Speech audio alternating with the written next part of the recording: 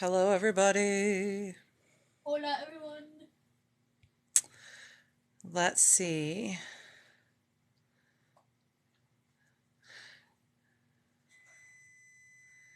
Okay.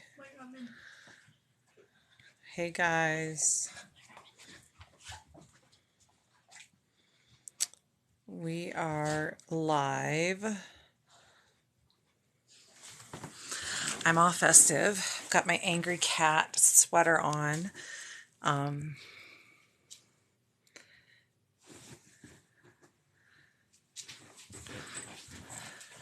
okay. I'm sitting in my comfy chair. I'm going to get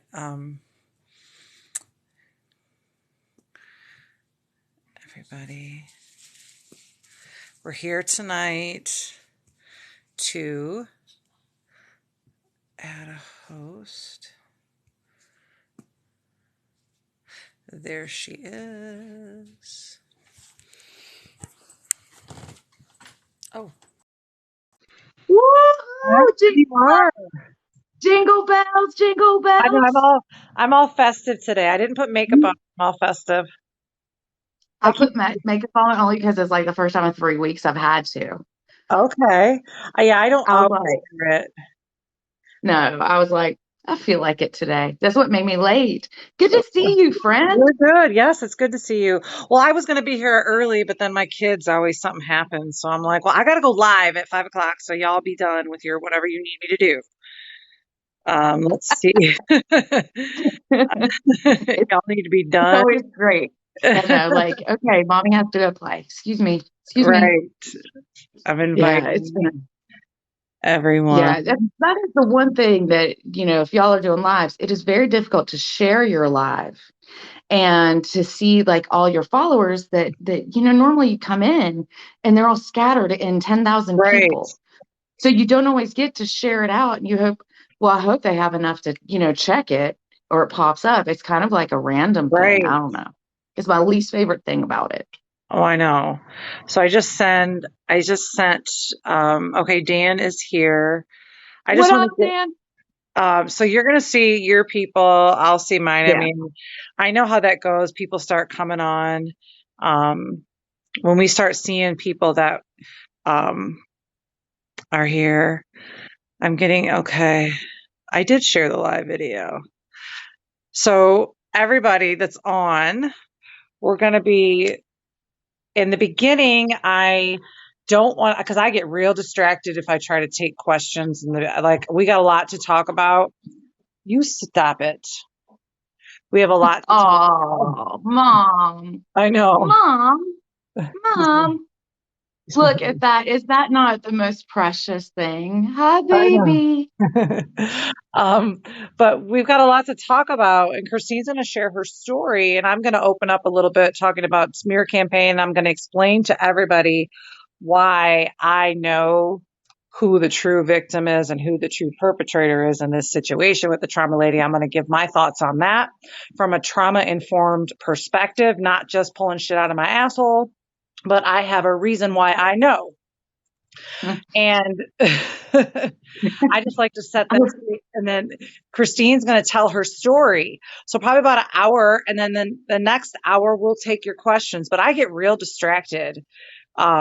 If I start trying to answer questions and read what everyone's saying, then I lose my thoughts. And then and then when I go to play it back for people to watch it, it's like not the same for them. And because I want to Yeah. save this, because there's people that are like, well, what if I can't make it? And I'm like, well, I'm going to save it. We can save it. So, Yeah, we can always save it. That's a beautiful thing. Hey, everybody that's over here with me, I just want to let you know if you're not following Candace, please go do that.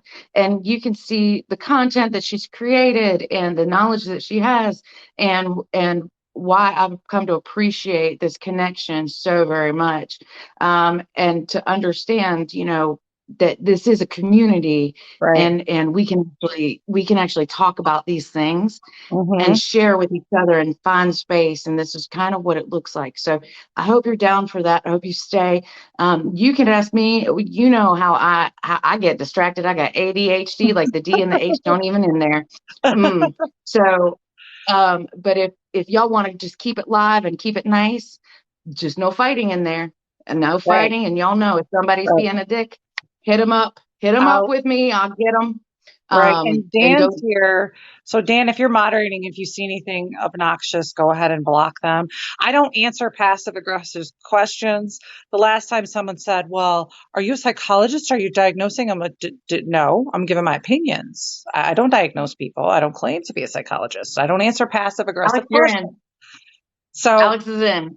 okay, cool. So we're going to get started in talking about a smear campaign. What's a smear campaign? Why is it confusing? Why does it happen? I think many people have been victims of smear campaigns. They just didn't know what it was. I have been a victim a couple times of a smear campaign. The very first time I was a victim of a smear campaign was with my biological sister almost 20 years ago. And I didn't know, hi, Polar Bear, I didn't know what the hell was happening.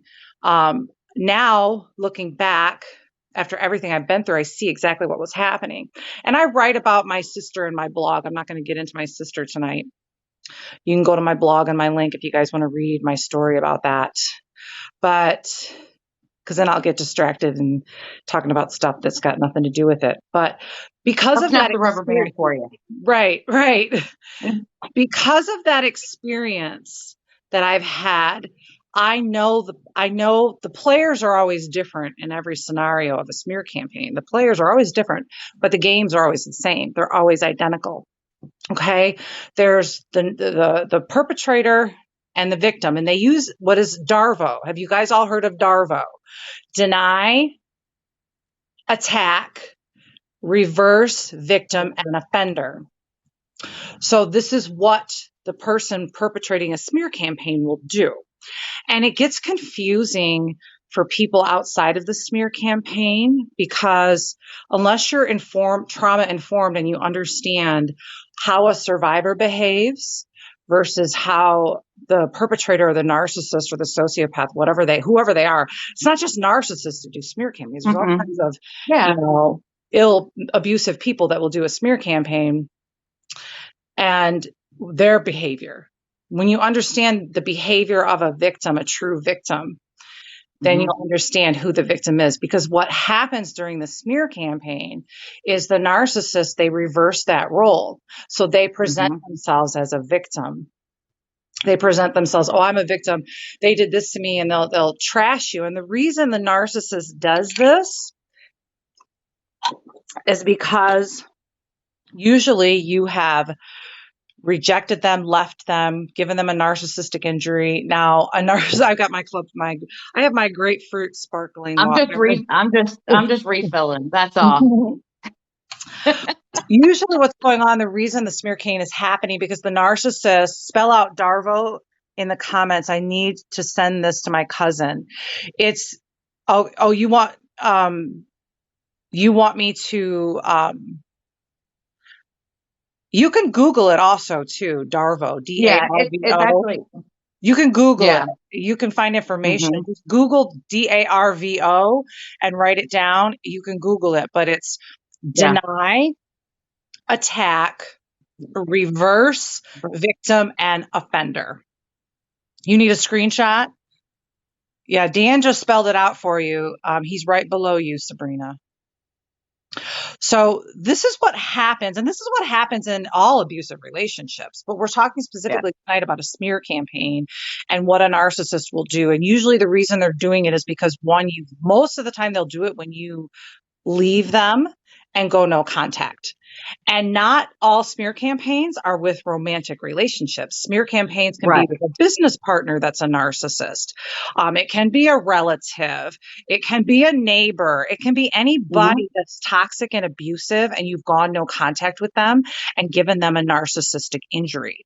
The narcissistic injury is what starts the smear campaign, and it's all based in the fear that the narcissist has of being exposed.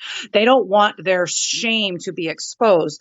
And when you went no contact and you ended the relationship, you see, they think we all think like them. They think we're going to go around and talk about them, and we're not. We're going to go in, and I'm going to talk about what a victim does. But they think that that's what we're going to do. So they preemptively do this preemptive strike where they start bashing you, tearing you to shreds, ripping you apart, calling you their abuser. And they go on a literal campaign because they're injured, they're afraid, and they don't want their true shame to be exposed to the world. They don't want to be seen. And it's very important for a narcissist to have complete control of the narrative. They want their script and their story to be primary. They want their story to be out there, and they want the victim's story not to be out there. They want to silence your voice. And it's confusing to outside people that aren't in the smear campaign because the narcissist will mimic survivors. They will mirror our terminology. They will accuse us of giving a smear campaign when we push back against them. That happened with our lovely friend, Rachel, in Love and Justice, when she decided to say, I'm aware of the smear campaign. It's like, no, sweetheart, we're calling out your narrative. Two different things. But they'll try to use Right. that terminology. um, Oh, thank you, Dan. I don't want to get distracted. I'm looking at the comments, getting distracted. So they will usually be having a narcissistic injury and then they start the smear. So how do you know? And there's all different kinds of ways that a narcissist will smear you, just as there's all different types of relationships and different things that they will do. If it's a romantic person, they'll lie, tell you you abused them and you cheated on them and you did all these things when that's what they did. Business partners, they'll try to ruin your business. They'll try to steal clients from you. They'll just lie. They'll Yeah. audaciously just tell stunning, horrible lies, and they'll use social media. The big thing that they do is they gather their what we call flying monkeys. This came from the Wizard of Oz, when the Wicked Witch sent her monkeys out to attack and do her bidding and to attack Dorothy and Toto. That's where this phrase comes from in popular psychology. And Christine is showing us her flying monkey from the Wizard of Oz. That is the So, only flying monkey I have. Look, that's it. And it's wearing my pink pompadour. So I know it's mine. So the flying monkeys are individuals that when the narcissist has received their injury, you have left them. You have left the relationship, whether it's romantic or business or friend. It doesn't really matter. You have left the relationship. Something has happened in the relationship. You're no longer comfortable. You're being abused. You leave the relationship. The narcissist takes that as an injury and they are insulted and they're furious and they want to punish you. So they are going to do anything in their power. It's like a gale force. They're going to come at you and they're going to get people. They're going to call in people. A lot of times these people are people you don't even know as the victim, or people that have never met you, people that don't even know the situation. Sometimes it can be family members and people that you know, but a lot of times it's people that you don't even know and they have no your relationship is none of their business technically, but the narcissist involves them because they have to be seen as all good and perfect, and they want their narrative to be dominant and primary. So they're going to gather people, and they're going to gather these people to come and attack you. They're going to gather these people to harass you. They're going to gather these people to make TikTok videos about you, bashing you, tearing you to shreds, and other social Attacking media your outlets. friends, attacking Yes. your community as well, because it's not just about you. It is about the shame, the public shaming and the Mm-hmm. isolation because they want to win. It's not for information. It's the winning and the pity that they get back because they get self-pity back, which is a big motivating factor for types of people that do this. So Yes. feel free, Candace. And Yeah, spray tan Sunday, you are correct. They will do this because it's like a preemptive strike. They assume you're going to do the same thing to them. They assume we right. think like them, and we don't have any intentions of that. We just want to get a fuck away from them. Um, yes, they accuse you of cheating, and they're the cause. Exactly. This is what they do. And this is what Christine went through. So I think we all know what a smear campaign is. I think I've made that clear and Anybody why, have any questions? yeah, Yeah, anybody on my side have any questions about the why basics they of do smear it. campaign? Right. Now remember, a smear campaign does not have to be just from your romantic interest, like Candace said.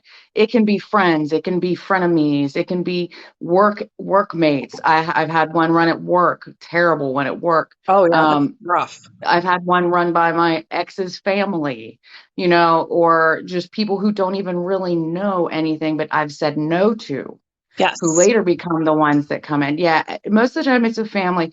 And yeah, like Corey was said, projectors. That's all they're doing. They're projecting every fear they have. And that is, what is the difference between a victim speaking the truth versus a narcissist mirroring you? Um, You got that? please do, Lori. Yeah, what is the difference between a victim speaking the truth versus a narcissist mirroring you? So, do you want to lead in with that? Because I Yeah, think that goes right because in. that's gonna lead me into what I want to talk about. So Yeah, great let's let question. Candace do that one. Thank you for Right. that Oh, question. Um, yeah. so how you know the difference between a narcissist mirroring you and a victim. So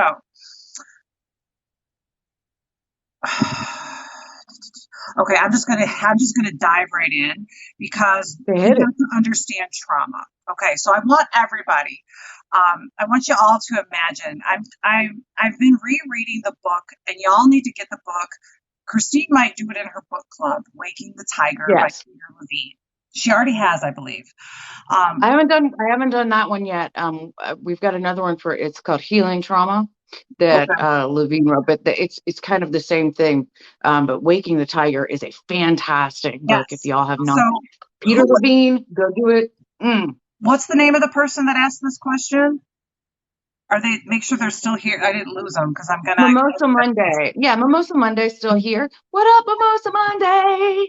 So Yeah, still here. how you know the difference, and this leads me into what I was going to say in the beginning. This is how I know from a trauma informed perspective that Christine was the victim of a smear campaign, and the individual, Chris Cassie, that started it. I'm not going to say her name too much because I don't want my live shut down, but she started a smear campaign against Christine. And I know she's the perpetrator, and I know Christine is the victim, not because I even have to know them personally, but by their behavior. So let me get into this. How do you know? You know by the behavior of a traumatized person. But in the book, Waking the Tiger, Peter Levine uses the examples of nature, animals in the wild, how they survive trauma. And we're really no different than animals in the wild. We're just a higher evolved animal. Humans are animals, okay? We have a basic animalistic instinct. We just live in a modern society that doesn't hold space for us to truly heal like we're supposed to. So in the book, he talks about when an animal's traumatized. So I use the example of a bunny. Christine uses a donkey. It doesn't really, it just doesn't matter because it's the Yeah, same thing. But let's say yeah. you're a bunny, okay? You're a bunny, and a fox or a wolf or a coyote almost killed your ass, and you got away. What happens with the animal? The animal will convulse and go into shaking. The animal shakes and goes into a convulsions. And those convulsions and those shakes in the animal that was traumatized has to happen.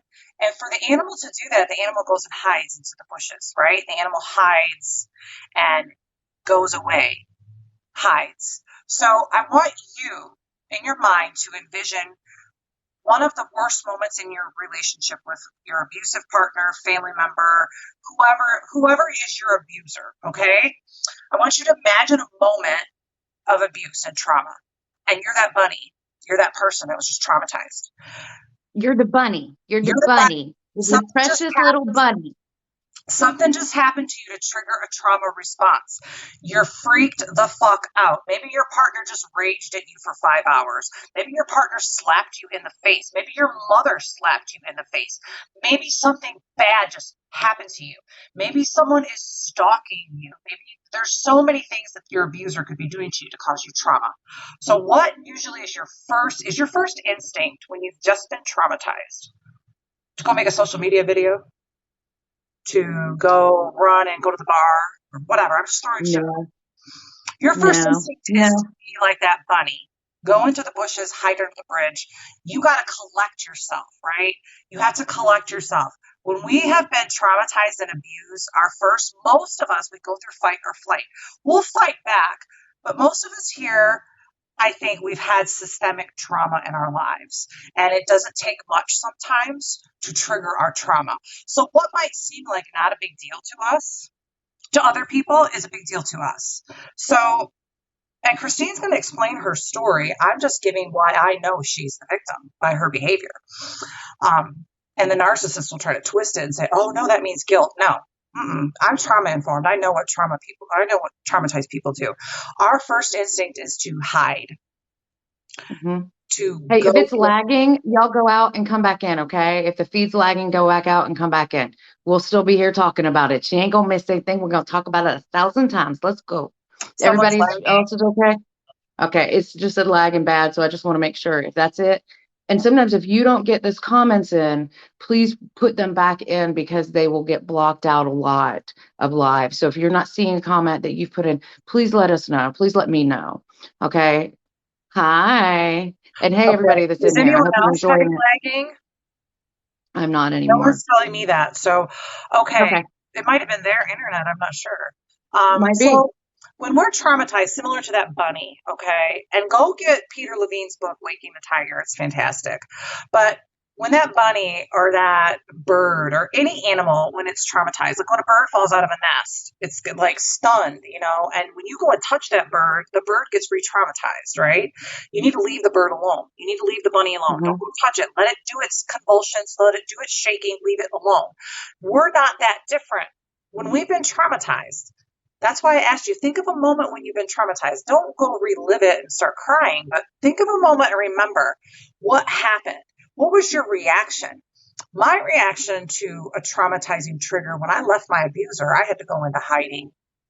The thought of hearing his voice, reading a text message from him, anything on social media sent me into a PTSD attack, and I couldn't Yeah. deal with anything on social media. I hid away. I actually went into hiding for 6 months, where I just kind of went off radar.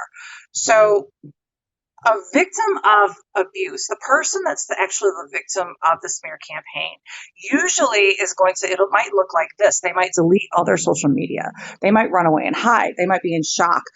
They might jump in and try to defend themselves. And sometimes that does happen. That's our reaction. We want to defend ourselves and we end up making it worse because we're feeding the narcissist. But usually what we don't do is we don't start making instantly as soon as it happens. We don't start making TikTok videos and naming our abuser publicly and say, oh, so and so's my abuser. That person's my abuser. And we don't go running around gathering followers to perpetuate a story. Okay. There's distinctive behaviors with survivors, and usually it's fear, and usually you go into hiding, you run away and hide, you don't talk. That's what Christine did. That was a trauma response. That's not the response of an abuser. Abusers don't give a fuck. They don't go and hide. Well, and No. then and And everybody and responds just like differently. I understand that. right, right. And just like Candace said, it it was a fear response and it was layered not just with the smear campaign, but also the aggregating factors that were And building I'm in going my to let you life talk about itself. that too, because we're going to go Right. into But that. Christine's going yeah. to explain her story. And I'm not speaking for her. I am just speaking for No. myself and why I know Hmm. trauma informed Hmm. perspective. And I know every individual's different. Some people Right. might get pissed and try to fight back with their abuser, Yeah. Yeah, absolutely.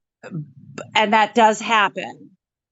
But when the person that's hiding away, that's the victim. The person that's out in the forefront, gathering the troops, gathering the henchmen, telling Hmm. everybody, oh, well, Christine, the trauma lady, is my abuser. This Chris Cassie woman made duets and made videos and made comments.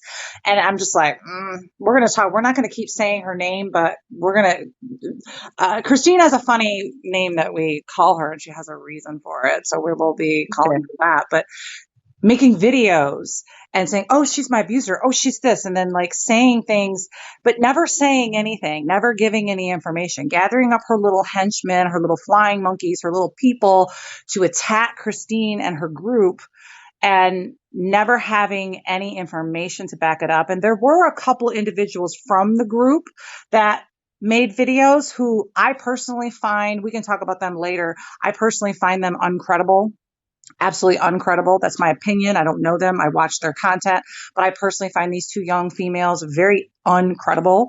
Um, do I doubt their trauma? No. But do I think they're toxic? Yes. And they're not credible, in my opinion.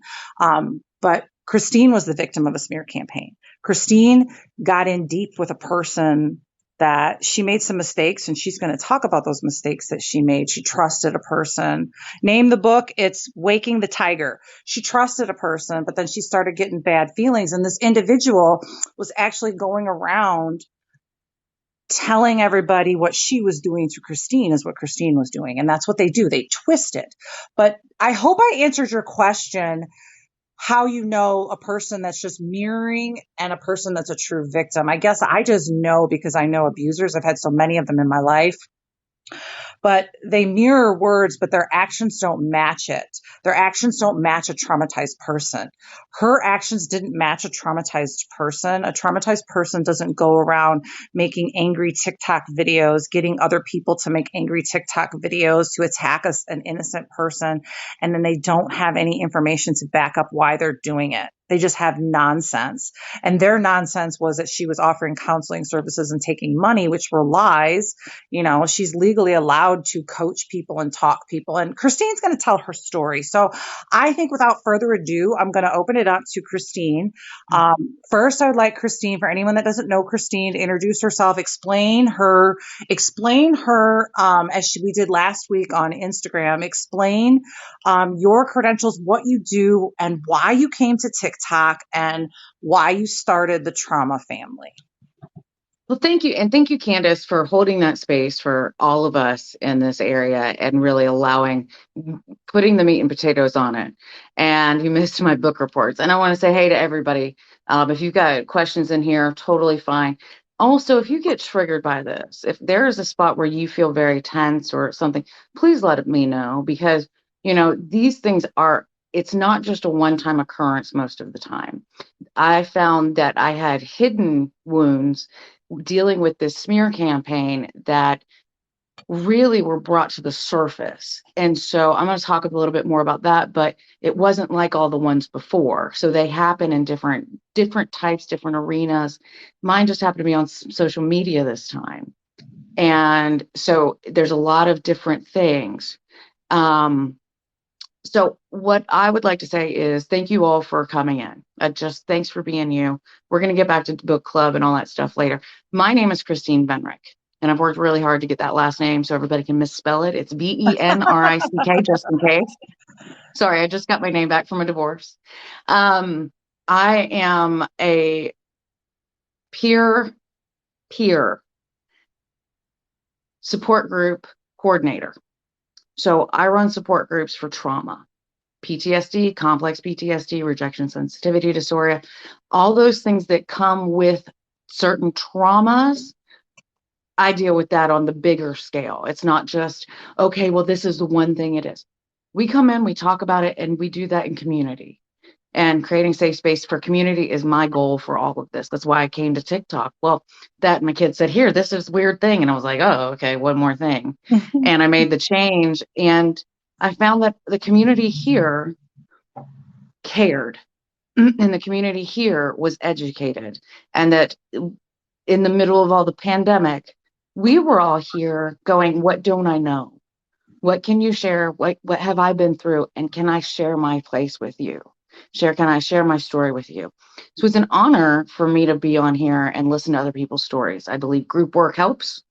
And I also worked for a state agency for 10 years teaching good guys how to be bad guys. Undercover. I had a lot of experience in a lot of areas that you would not expect from somebody who wears a pink bathrobe. Okay. I did a lot of, I'm an instructor by nature. I have a senior level peace officer and standards and training instructor level. Okay. So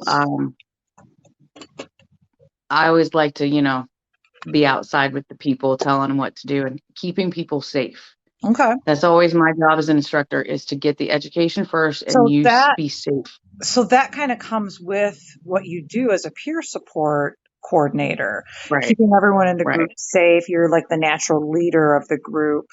And sometimes I think when you're in a group, and then if there's a toxic person in the group, they're intimidated by the leader. Yeah. And at the time of everything that was going on, when I came over to here, I had to name the trauma lady from the place I lived before this. And I was actually running hey guys, I was actually running a support group, an in-person support group, and then COVID hit. Okay. and we Makes sense. moved, and someone said, I talked to someone from home, and they said, hey, I was talking to somebody, and they said, hey, yeah, the trauma lady, the trauma lady, the one that talks about Mm, trauma. that's how So you got that's your how the name? trauma lady. So Okay. that was because I was running all of that and talking on the media about trauma, and Okay. working with naming, and doing all of those things. Like I was teaching and doing all that. So it kind of became the trauma lady was just a natural handle for me to come over here and be like, Okay. cool, what's That's up? cool. And then the trauma family came together because I do book reports Okay. on Sunday on TikTok, and we've been we read books about trauma. We read from Levine, we read from Vanderkolk, we read all of the main books, so that way no one has to go out and buy a book on their own if they can't afford it. And also you've got a group to read with, so you've got someone reading, That's and we go cool. through and we say, okay, that's a really great idea, let's talk about that, and we'll go as far as we can, and I'll even bust out the poster board, and we'll do amygdala drawings and brains and That's put it all awesome. I'm a together. visual learner. I Yeah, like that. I should come on yeah. over to one of your And so, classes, your group. yeah. I like brains. I have multiple sclerosis and four other disorders and diagnoses and disabilities, like disabilities. But I love neuros, I love brains. And for me, it's so easy to go, oh man, that's what this is doing. And my Okay. brain is going left, right in a flashback, not me. It takes a lot of the shame out of it for learning about what my body is doing versus what my soul was doing Okay. and dealing with trauma. So So, this and I like was to bring that like in. this was like a good transition then because of COVID. So you kind of took your what Mhm. you were doing. You were doing this Yeah. stuff offline. And so when Yeah. COVID hit, your kid, because my youngest introduced me to TikTok too. And I'm like, oh, I should get Yeah. on there. So it's similar for me. I'm like, I need to get on there and talk to people. I was getting sick of Facebook. So I came here. So you kind of just Yeah. transitioned into here and did your thing virtually. Hmm. Yeah, So, and then it just started. We were just all of us. We got together a couple times a week and talked about a topic in trauma. okay, How it affects you as a survivor, what it looks like as a peer, what are my okay, experiences, like with doctors and psychs and okay. my So experience. you were also kind of some support to each other because there's Yeah, always support when survivors get together and share. You're reading intense books. The body keeps the score. Those yeah, are intense books. So you're going to be there to support people. hmm, And that kind of stuff, you can't not be coaching and giving advice. And the nature of who you are as a natural teacher and as your education in the prison system, in the trauma world, your education and who you are, you're naturally yeah. going to want to lead and coach and help. Yeah. And I love when learning happens when other people can be a witness to it and model the behaviors. Because some of us have never seen what this looks like. None of Right, us have never seen what healing looks like, or, right, what education looks like right. bibliotherapy. It saved my life. I was like you. I went in hiding for 6 months. Yes. I left, and I left, and there's a video on it on my page. But I left for 6 months and had no idea. And I was literally at my absolute, there's no more damage that can be done. This is an absolute moment where you got to go get safe. Right, And that was exactly the same pattern that happened to me when the smear campaign happened. right. My first instinct was to get safe. Yes. And I build everything with Trauma Family on the premise of safety, security, and stability, because safety, security, and stability is going to let you know what your needs are, what your capabilities are, and what your environment is. So you can make decisions about being right here, right now, Right. and Awesome. really kind of work through that. So when the smear campaign hit, I was, we were about 5 months away from the separation, the friendship ending. We're just Do going to you put want the to start with how relationship this ending. person got into your group? Um, what do we A say, little bit. Voldemort? Or are Yeah. you on a roll? I don't want to cut your flow. No, not at all. But yeah, so I had made some connections with people online I'd never met. And being in the space I was in, I was open to everybody. I'm not one of those people who are like, oh no, I'm not going to talk to you. I'm so snotty. I literally take you at Right. face value. I'm the same way. I'm just I'm just going to take you at face value. And if we have a great friendship and it lasts 1,000 years, great. I'm literally like, I'm not going to sit there and be like, no, you can't. I'll talk to anybody until you make me mad or Unless you, upset me yeah, and until hit you my give me a reason. boundaries. Right. Until you give me When a you hit my reason. electric fences and when you've made me feel unsafe, unsecure, unstable, then we have an issue. Right. And that's the way So I you look at were open, people. and It's of not course you're here for trauma survivors. So you're open right. to people um, to come into the group. So Yeah.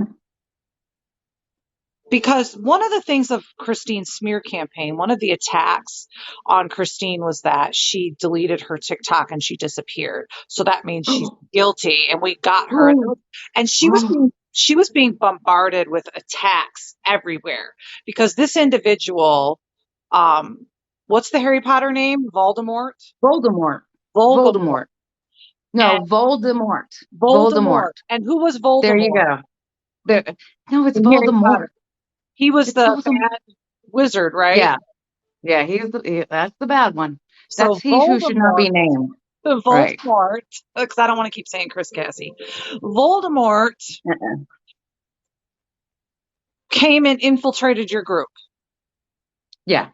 And it was with an entire there was an entire movement of me moving trauma family forward because it became, we're all just hanging out to, oh, okay, I run support groups. Let's kind of try and merge all this into it. And everybody was loving it. And it became a real big community for people. And of course, that was the one person that volunteered.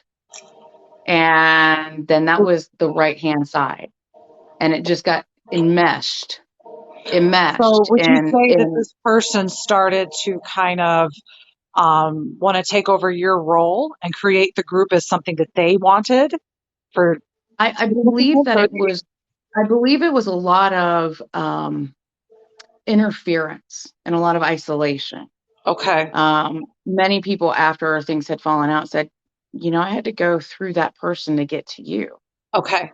So they came And in and you were okay. being isolated, like you were pulling away because I was spending all my time with a couple people online or on the So phone. they wanted to kind of Um, control you and how you ran your group. Would that be fair? I believe that would be a fair statement, fair enough statement. Okay. I also believe that it was an open opportunity to be as covert as long as possible for that person. That Okay. because it got validated. It brought validation to that person. Oh, if Christine believes in that one, then they must be okay. Oh, that's cool. That was a cool Oh, I gift. know. That was a Cool. cool Y'all are goggle. I don't know what awesome. the goggles are. So one of the things, and I want you to explain this. One of the accusations by the people, the henchmen, the flying monkeys that were making all these crazy, angry YouTube videos, and half of them didn't even know you. And like I said, the two girls that did, they're just not credible in my eyes, not even really worth discussing unless you want to. But they were making these statements that you were out forcing you. This is what the statements that were the accusations. You were forcing these individuals in trauma family to go recruit other people to join trauma family, and you were re-traumatizing people, like to go recruit. And one of the things in our last live when we were on Instagram, you brought up how this Voldemort was the one that was doing that they were actually paying other TikTok creator coaches to have sessions with you. So Yeah. can you And explain how that happened? Because basically what they yeah. did is they flipped the script on their behavior, and they told all the flying monkeys and all the henchmen and all their minions the opposite of the truth. And see, this is what the narcissist does in the smear campaign. They remember, they Darvo, they deny attack, they reverse There you victim go. offender. And this individual was telling all of their people making these TikTok videos that you were forcing people. And I was originally approached about Christine. I didn't even know Christine, but I'm a cult survivor. So I know what a cult Right. is. And when I was asking questions of this individual who was recruited by Voldemort, who was a friend of mine, And I still care about this person. I don't hate this person at Mhm. all, but she went on a campaign. She didn't even know Christine, and she was not giving me any information. I was like, what's going on? What's this cult? Hey, Tracy, what's this cult thing going? What in the world is this cult thing? Um, yeah, I think you can join Tracy with me, even though we're Mhm. sharing a dual live. Um, Send me an invite. I believe you have to send me an invite. So I was wanting to know, like, okay, so you're telling me that the trauma lady, and I didn't know her name was Christine yet. So you're telling me that the trauma lady is, I'd seen her on TikTok, and I know Dan had duetted her a few times. Mhm. And I'm like, so explain to me, because I'm a cult survivor. I know what goes down. Tell me what she's doing. Right. Tell me what she's doing. There was nothing. I was told there was no information, and it didn't make sense to me. Um, what they were saying about Christine, and I just backed away. I said, I want nothing. I'm not touching this. I'm not touching this. I don't even know what like. You're not even giving me information. You're saying that, oh, she's making people go and recruit. She has a booklet that she created to go recruit people. And I'm like, okay, let me see this booklet. There was never a booklet Did produced. you ever get it? No, Did you get it? Oh, no, darn. I thought there was like the membership requirements, like you had to pay like $200 and do a small animal I sacrifice don't know so what you it can be was. in the coven. Like I swear, I think that all the sales pitches were in there for the MLM scheme of that. Yeah, I'm it was sorry you didn't. just If I so, find it, I'll give it to you. it was Yeah, I'll so totally. bizarre. So I totally stepped away from it. I didn't know Christine from Adam at the time, and but I stepped away from that whole thing because it didn't feel right. Um, but they were claiming that you were making members recruit people, and go and do things. So can you explain how Voldemort came about that? Because tell us what they were really doing. I'm trying to figure out how Tracy can join me. If I'm doing a dual live, I could still have a guest on my end. Could Yeah, I? yeah, absolutely. I think So, so. Tracy, you have to request to join me.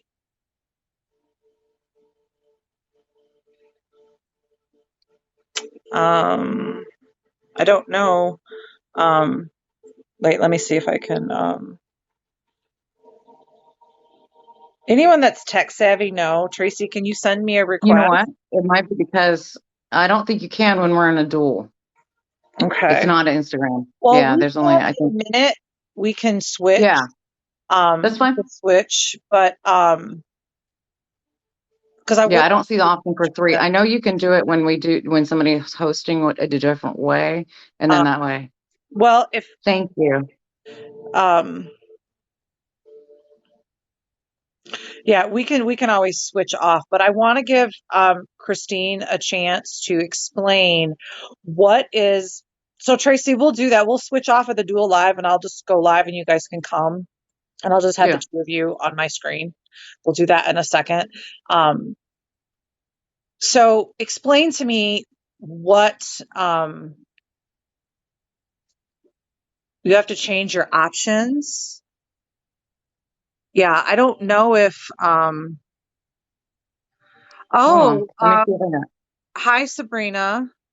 Yeah, I was raised, that's who I was raised in. Yeah, so you understand the cult, being a cult survivor. So, anywho, That one. That I one get surprised me. distracted.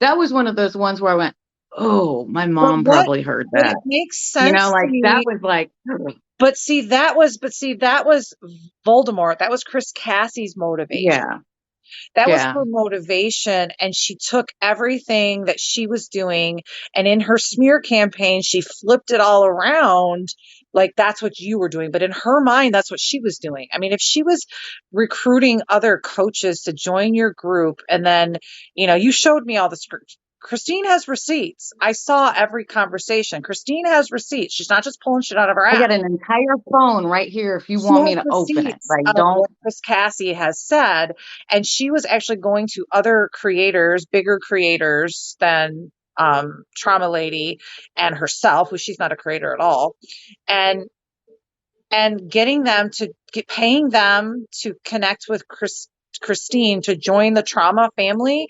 So explain to me what her motivation was. That what did she tell you is why she was doing that?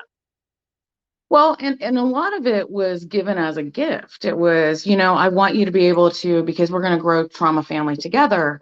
At this point, we were already enmeshed and There's no like, bombing. okay, we're all going to do this together and it's going to be great. And it was like, okay, you're my right hand because I need help. I have disabilities. I need help with things like that. And that's kind of one of the downfalls of having a disability and trying to move forward in making a 501(c) and really creating an organization for this thing, was that, it was like this natural enmeshment. It was like this, it really didn't have any boundaries. So she was And I buying learned, you gifts of sessions because she has a lot of money, by the way, everybody. She's very well-to-do individual, that's which I find very bizarre that she'd be here on TikTok messing with all of us lonely peasants. and, Anyhow, that you was know, really funny. no, that's well, and then we were all in support group together. I was still running a support group. So that person was in the support group and on the phone with me right after, and then every 5 minutes, like we had a very intense enmeshed relationship. And so much so that when all of this stopped, that person had plans to move here with me. And because it was okay, cool, you leave yours, because there was a lot of accusations about what was going on there, and you come here and get safe, and then we'll figure everything out. Oh, because they were telling you they were afraid of their husband, Yeah. And what are you which gonna do? none of You're us gonna know hit if us with that's fire. true or not. I mean, it could be true. Like And I'm we not in don't any know. judgment. Yeah, we And don't I'm not in know. any We're not judgment going to about that. comment If on that that. is the case, I mean, it could be right. true. I have no idea, and I'm not going to comment on that. I'm just going Right. No, I'm not. Yeah, because if that is true, then please, I implore you to get help. If to that's right. anyone's situation, please go get help. But she Um, was enmeshing herself in your life, love bombing you, and then yeah, you there got was to a it point. was So I want to get through this part, and then we'll go on the duel, and then we'll bring in yeah. Tracy. Three of us will start to talk about how we got connected. Well, So let me go back just a second sure, to how the go ahead. first when the smear campaign got going. I was in the middle of Georgia doing some life stuff that was very stressful. And when the smear campaign hit, it wasn't just about the accusation from her. It was about the accusation from a person who had been in the support group. And I had blocked and banned from my life because they were not safe. They were not, Okay, they, so who did you block and ban? I blocked K So there was mental another healness. person. Okay, so this was a different So there person. was another person in there, right? And that's the only time I'm going to say that handle. Okay, But everybody, but there was a lot of other things going on at that time, and that person got triangulated gotcha. with With me, and right, and so there was a lot of things. Like looking back now, you can see where the boundaries got blurred, right, where I got pushed to react and pushed to guide and pushed to do this and pushed to do that. Now, I'm not going to blame anybody for my responses. If I right. get mad, I'm going to get mad. That is not what I'm saying. What I'm saying is there was a lot of coercion in Yes. areas that should have not even been considered. But I was, But you don't know it when in it's a really happening. When it's happening, right. you You don't don't know it's realize it. happening. You And don't that's the beauty realize. about love bombing. In the Right. beginning, it's all love bombing. Yes. Excuse me, it's all love bombing. So you don't know and you don't realize it, especially in the form of a friendship, because a Mm-hmm. friendship is very different than a form of a Yes. relationship. Like, a romantic relationship, you're like, I love this. This is the Right. best. If Right. even a friendship, you're like, yeah, this is cool. I guess this is what it's supposed to feel like to have really good friends. Like, yeah, I Right. got a best friend, like all of that. I didn't even see it for what it was. I just Right. saw it as, oh my gosh, this is a great avenue. It's just an extension of this. And Okay. it got so colluded along the way with the triangulation, with the support group, with the online stuff, with the other things that were happening behind the scenes. Like there was a lot of there were a lot of messages that were not well represented here on TikTok of what was said. Okay. Um, Between you and and between you and her, this between, yeah, person. yeah. And the other person I had to remove from my life, like not Okay. just social media life, but remove from my life because they were not well. And that person, Chris Cassie, aka Voldemort, was triangulating you with this person, and they didn't like the fact that you blocked this person because they were enjoying Well, triangulation. and then it went back to Voldemort actually like re-traumatizing that person after I had already blocked them. Like and like all those screenshots I showed, like I wasn't talking to that person at that point at all. I was done. Like when But they I'm were done, I'm showing done. you, but they were showing you screenshots of their conversation with that person. So Yeah. that just proves right there that Chris Cassie don't know shit about trauma and how you treat a survivor, how you coach a survivor. When a survivor says to you, "I've gone no contact with this person," she didn't show you any respect to leave you Right. out of And that person's business. She can do what that she can do whatever she wants and talk to who she right. wants. But she Right. knew you had set up a boundary that you were not having this person in your life because it was not good for you. For whatever reason, you have the right to decide that. You're an Right. adult. Right. And she didn't want to make that decision, but she didn't like it because she lost the individual that she could triangulate you with. She was enjoying the game Yeah. and you weren't playing the way she wanted you to play. Would that be Well, fair? and there were so many other players to distract because we had all of the big hubbub of trauma family starting and then turning it into things and then book club and then, running a new support group and launching that and doing that. So everything that was done with me, I feel was a warm up to later on to the way that the other large creator that got involved that she love bombed me with. Um, I felt like that was the warm up because I admired deeply the creator that got involved, the large creator that got involved. I admired deeply, by the way. And hey, everybody. And it really hurt because I had to learn that everyone can be manipulated, Anyone, even though they have your anyone phone can be number. Anybody. by a good Right. manipulator, a good manipulator, a good narcissist that's been doing this a long time, particularly if they're an attractive female that sounds soft spoken, they can fuck you up without you even knowing it happened. Like you're like, what? Right. Yes. Well, and then later go on to see what happened with a male in that position too, Yes. because Dan, and that's what brought me to you was also the smear campaign with Dan, Right. and And when we get he has every Tracy right. on, and Tracy needs a few minutes, when she gets yeah, they come off as angels of light. So exactly, that's the biblical text. And yep, Dan, and then there, that is how we got connected because same thing was happening to Dan with this Voldemort person. yeah, And I started talking, and when Tracy comes on, we're all going to talk about how we got connected to that. So there's really a web with this individual. and it was a web of shielding. That person would take one person and put it in front of them and be like, "Oh, I'm a victim," and then throw that person out to go do it while moving on to the next person. So there was Right, always a body shield in front of that. right. And I noticed that the entire pattern, the entire time that that person was in my life, there was a pattern to it. It wasn't that. Now, did I say, yeah, y'all need to watch, like my moderators, y'all need to watch this? Like, yeah, I'm going to tell people that I don't feel safe. Right. That's my right, no matter what I do. And do I have the right to say, yeah, this is my side of the story? Absolutely. But in a Yes, smear campaign, you don't get the right to tell your that's story. right. And that is Don't what get the right. they want You to. have to go silent Yes, because there is no winning from that perspective. You're not it's going to get to true. the front of the It's line. true because they twist it, they gather their flying monkeys. They have made their Right. narrative the primary script and they push it and push it. And most of these people that they bring involved don't even know the person that they're attacking. The flying monkeys don't even know you. They don't have a reason to be. They're manipulated Oh, by the narcissists too.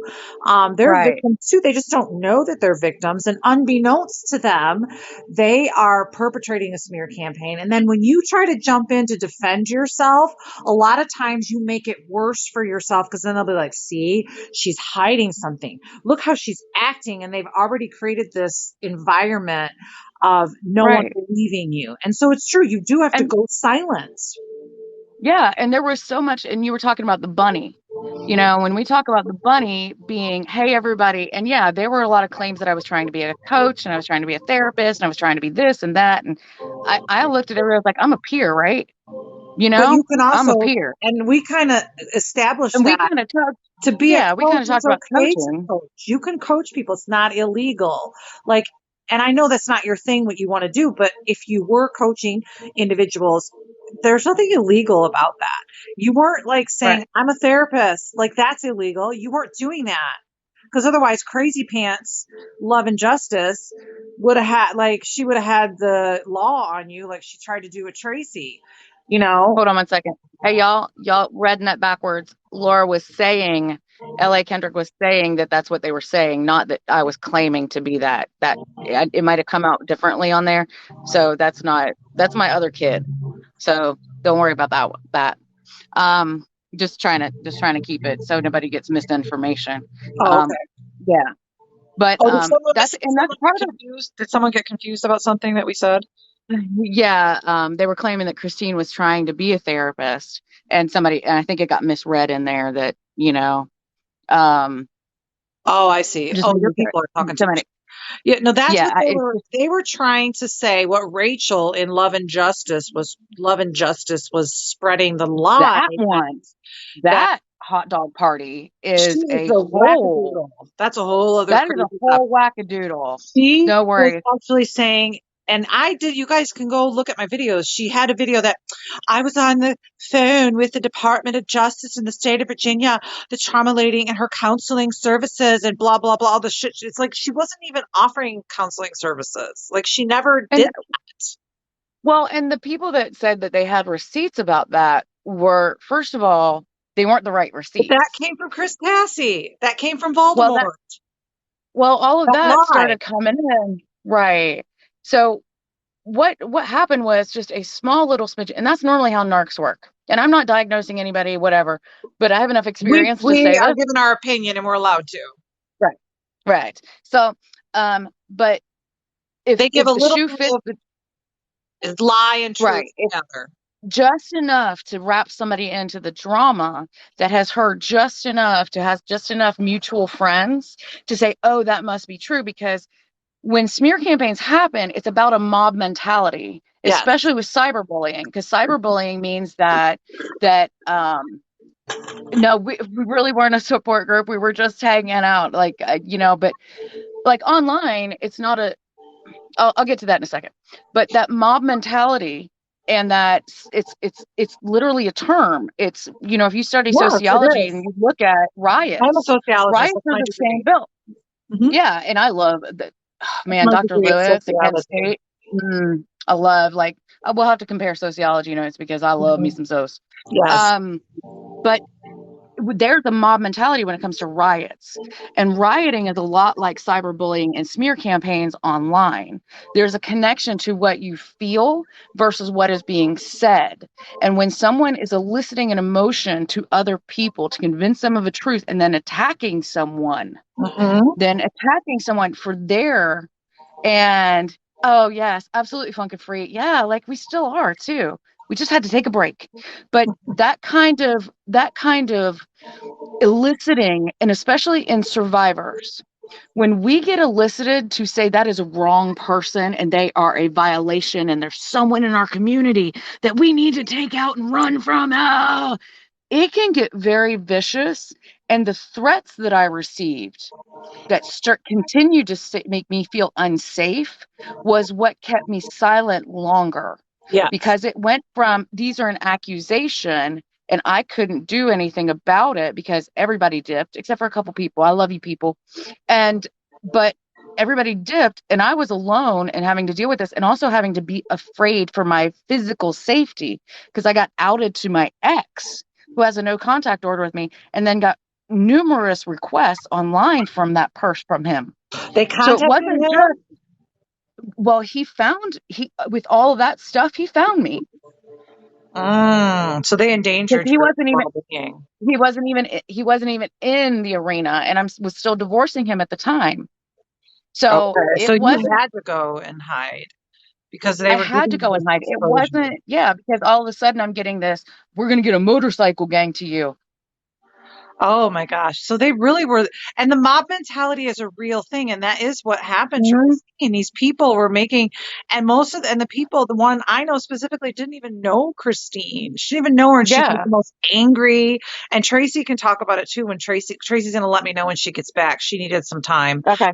So we're good on time. When she gets back in here, we'll do that. Now, everybody just drop your jaws, relax your shoulders, everybody breathe.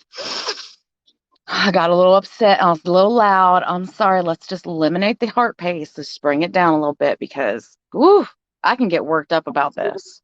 Well, it's because it's upsetting, and you're allowed to have your righteous indignation and your anger. Um, Blowing glitter, if you stick around, I'm going to answer questions. But you're scared. He's texting you, and even though you have a protection order, save those text messages, give them Oh, to yeah. the prosecutor, Well, document that's what what I he's was doing. dealing with. Right. And no one saw the amount of weapons that I had to give back to him that week that happened. Mm. So So when this I was was in, happening when Voldemort started, when Chris Cassie started that smear campaign, because what happened was you decided that the relationship you had to go no contact with Chris Cassie. Was that how it started? Because things were getting um things got to the point where when I had to do a blind spot check. I got told I was gaslighting, I was being abusive. It went from by all of this her. love She was to, telling you you yeah, were by her. And we why were going back and was forth she on doing that? text. Because you were calling out her narratives and disagreeing with her. Because the relationship had started to fail. Okay. And I started to feel that there was a lot more pressure than I needed to be under. That because, the things that were said were not really, I didn't really like, my gut was going off and I had suppressed my gut a Gotcha. lot. When you suppress that gut feeling, it kind of gets stuck. I had suppressed that so much. And when all of these things were going on, I went into my therapist the day that the big fallout happened. And I called her and I said, I need an hour. I've got to have an The hour big with you. And I was fallout in tears. when you finally started listening to your gut and you went no contact with Chris, then you went to Yeah. your therapist. Yeah. I went to my therapist and I said, you've got to read this. And I said, just let me know if it's me. Because what do survivors do first? We We go, oh, question I must be ourselves. the narcissist, Yeah, we think right? maybe Maybe I'm it's crazy me. because Right. she actually groomed you to question Right. yourself and Right. to only listen to what she And had. I was the one that had all these weird things going on. And just the back and forth, that Darvo, it is the Yes, reverse. It's they the victim, reversed and it. then and it's the reversal. So, and I had just gone through that with my ex. So this was now in a friendship that was doing it to me. And I went to my therapist and I said, read this. And I handed her my phone and we sat down for an hour. And when my therapist got done reading all of the text messages, every single one of them, every one that was on my phone, I said, just check every relationship, see if I fucked up. Because I want to know. That's what I do. I want to know if I fucked up. And she was crying by the time she got down to the last one. And now I've made a therapist cry, but I've never had somebody else make my therapist cry. Right. Because she got to see the whole And picture of the relationship and what Voldemort, Chris Cassie, was doing to you. on top of all the other things that were going on. And just for a friendship way, that was just cruel. Well, and she And was so informed with trauma, like I said, she obviously knew your story. She obviously knew what was a going on. lot, You guys had a a personal lot. relationship. So you Right. knew It things about wasn't each other personally. You were enmeshed. Maybe it was a little toxic and inappropriate, but we tend to, as abuse survivors, think that that kind of stuff is normal and we tolerate things that now you probably never will tolerate. But ever, and there's nothing wrong ever with that. again. that also causes us to question ourselves. Am I the crazy one? Because I did let her into my life. I did cross, Right. did our relationship kind of had no boundaries. Maybe I am to blame, but she knew all that about you and she still did what she did. Especially when you're coming, yeah, especially when you're coming from dealing with codependency issues and you're Right. working through boundaries, codependency issues. I'm a big believer that if I can evaluate myself in my struggles and know what works and know what doesn't and know what happens in my body, because it doesn't change much. Once you go through the first big scare, it's normally the way your body's going to do it because your brain's only so smart and your nervous system does what your nervous Right. system's been trained to do. Right. So if when I went through this smear campaign and I went silent, I took it as an opportunity to sit back and evaluate how far I've come, where I am, and where do I need to go to get there. So when I went silent, it was, how do I make sure I'm safe? How do I make sure I'm secure? And how do I make sure I'm stable? And when am I ready? And I'm not going to do it because someone else needed me to. I'm going to listen to my body for the first Right. time. And I'm going to take this pause and I'm going to do the deep work because I'm right here with the wounds. Right. I just found the wound. So let me go ahead and do that deep work. And it wasn't until I really mourned the friendship. Yeah. You have to mourn the loss of the friendship. And so when I did the grief work, because I was doing the grief work for the months before it blew up. You got to Right. remember, there was a period of no contact where I was still online doing everything else and had created another team to help launch Trauma Family, which that was a whole other, stab in the back betrayal shit, Right. people. And we don't realize how much betrayal trauma actually goes to the heart of what a smear campaign elicits and where it hits.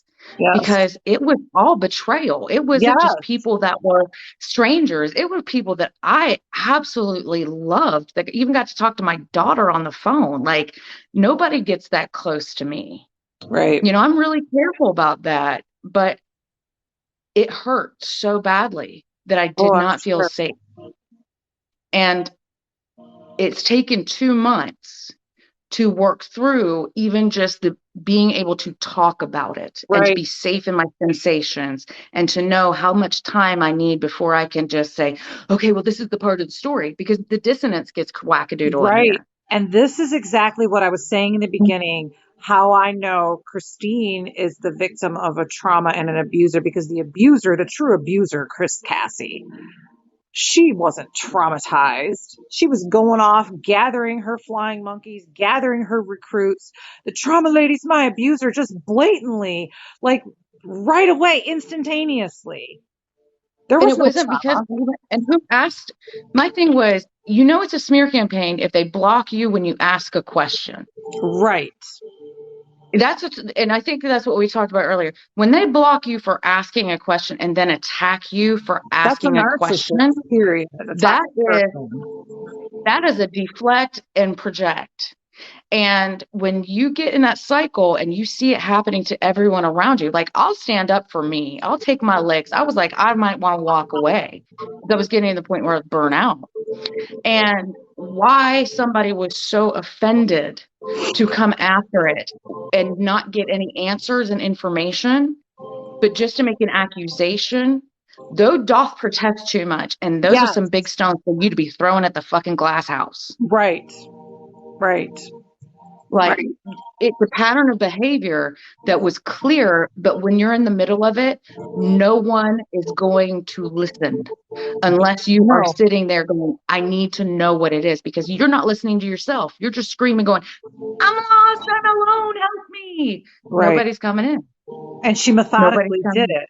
And she methodically in. Right. chose individuals that she can mold and groom. That's what a narcissist does. Or that They I had already choose. told people no, because they had pushed my boundaries. So every time that she said, well, this is what happened, everyone was like, oh, yeah. Oh, yes, I had this encounter with her.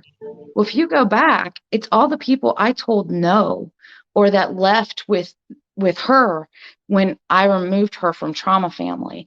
It was the wound of removing someone publicly Hmm. that started it. Oh, It the wasn't the narcissist's fact that it was biggest fear. Their biggest fear is humiliation, public humiliation. And if you discard them or break up with them or end a relationship or remove them from a group, they will not forgive that and they will punish you for that. They will And punish they you. were That is punished, what she was and doing. that was really what I started seeing in all of the videos from people was the actual truth of what they were projecting. It was, it was, oh, well, I got kicked out at this point, and that's when I lost my friends and my family. I'm like, now, wait a minute. If I have to remove you from a support group, do you know how big that violation is? Do you know how bad I have to feel unsafe for you Right. to be in the support group? It's not just your job to be there. It's my job to keep everyone safe and secure. That's what a leader And does. that's what you do. That's your nature. You keep everybody So, safe. and I started taking on the hits to keep other people safe because I wasn't discerning what was happening. I was so close to that. It's just like the relationship with your ex. You're taking the hits for it and you're blaming and you're It's apologizing for codependency the things. 101. Yeah, oh, it was just beautiful. Like, legitimately, this is probably one of the best smear campaigns. Had it had a little bit more validity and actual true behind it, it would have done what it needed to do, but it didn't have any truth behind it. Right. And there They never wasn't usually enough do, but she was very good because of the type of individual she gathered to be her henchmen. The people right. she Oh gathered were yeah. incredible. The people she gathered were uncredible, in my opinion. Um, she gathered creators that were not very big at all, were very small creators. And not that that means you're not credible. So don't twist what I Yeah. said. And I'm like, But she yeah. And didn't gather anybody that had any, there was one person that had a following and she was very aggressive, very angry, and Tracy will probably have no problem saying her name out loud, but that person didn't know you. And she must have worked. Narcissists are really, really good at picking out a person's weakness. So when the narcissist is gathering their henchmen, they will take this person. Oh, well, this person has this need for being, TJ just yeah, this person has a need for validation. They want to be a leader. right. So Yeah. I'm going to stroke their ego. And this Hmm. person has low self esteem and she's not very pretty. So I'm going to tell her she's beautiful and smart. That's what they do. Hmm. And she was And then it very becomes good you're a at cult leader. that. Right. And then you're a cult leader. Right. I'm like, damn it, I missed But the see, that's opportunity. where she was confessing. That is where the narcissist confesses.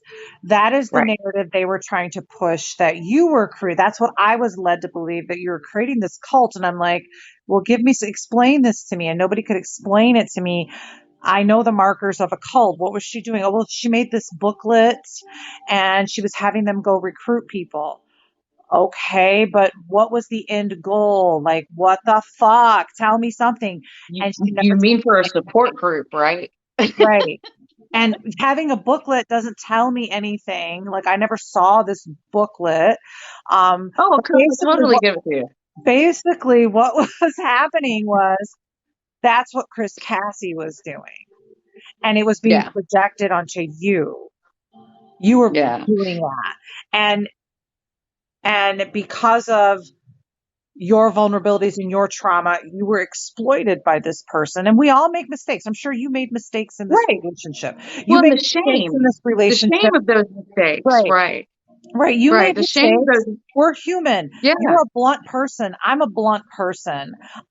When I deal with my clients, I take specific people I work with one on one simply because of I don't mince my words. I tell you what you need to hear. I will not work with a person that's not ready to get real.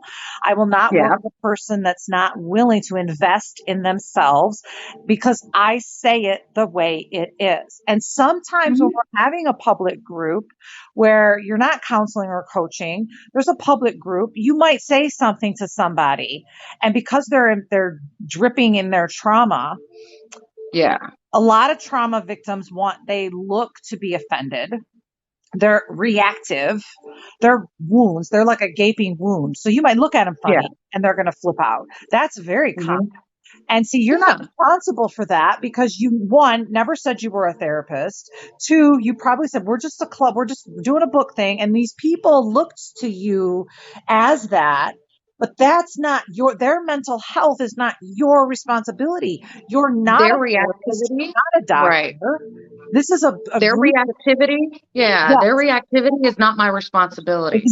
And I exactly. had to learn that in the smear campaign, and the fallout of this was my reactivity was also no one else's responsibility, Right. because I went reactive in many ways that I thought I had already worked through.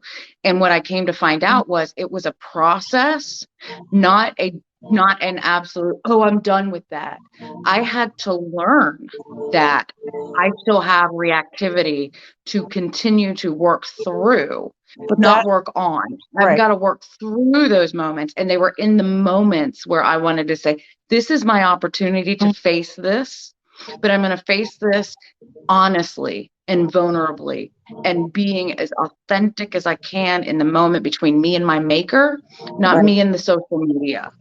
Right. And that is, I did not want to show what a meltdown looks like on social media. I wanted to show up what a glam up and recovery looks like on social media. Right. Right. Because And you did the right. we already know. We I already know mean, how many meltdowns we feel. right. And hi, Christine, to give yourself, like, I want you, and I know that too, particularly when you're a trauma survivor and you have your own shit to work out, your own triggers. And then someone in your group says, oh, you offended me, you hurt me. And then they go and they make all these crazy videos. And then they team up with Right. Chris Cassie and Voldemort. They team up and it seems legitimate, right? That's what you said. It Right. seems legitimate. But I don't look at the surface. I'm the type of person, I don't listen to what anybody says about anybody. I always have to make my own choice with even my partner, anybody. My partner be like, well, I don't like that person. I'd be like, well, I'm going to judge for myself if I like that person. You may not like them. I don't care. I'm going to make my own Right. choice. So Right. I went to these young girls' pages and I just found them very emotionally all over the place, unstable. And I'm not judging that. I'm not saying this from a Yeah. place of judgment that, oh, they're bad people. I'm not saying that at all. I'm just saying I see a lot of immaturity, a lot of unhealed trauma, a lot of toxicity, narcissistic traits, and narcissistic fleas. There's just a lot of things. And I find them uncredible because this girl, the girl with the rainbow colored hair, she could have come to you and talked to you. But All of that them had just my shows phone number. she didn't want to. Like, she wanted to be reactive and upset and angry because she wanted to get attention because it fed her supply, significance, peace. And I'm not saying she's not a trauma survivor. That's not, Right. because there's a Right. lot Not of at all. people that become, that are trauma survivors that have become incredibly toxic because they don't heal. So Yep. if she wants to heal, she's going to have to face up to whatever hurt her feelings, but that doesn't give her the right to smear you publicly. Mm-mm. That makes And me it think, doesn't, that's not, it that, didn't call for that. yeah. What happened didn't call for that. You didn't Well, stab and your dog. the one thing was all of a sudden I got called an abuser, a groomer, a cult leader, a manipulator, a larcenist, because then I was taking money from people, and then all of these things, and I'm like, no, Oh wait a my minute. God. That's what So, she was doing. That's what she is. so That's for what Baltimore me, is. Chris right. So for Cassie me, is the it was abuser. more about the come back and and the pull through, and that's what I really wanted to reflect, because I was afraid to actually put my face on the camera for a month. I was actually afraid to talk to anybody from social media in my life that I had cultivated a connection with. I was in that paranoid phase of they're on the other side and they're just gathering information, and who do I trust? Because it literally sends you through an entire trauma response, They and you can traumatized watch you. it. You Well, and then acted you out can watch you it go acted back out of through. trauma. That's how I know. Like, your Yeah. response was trauma.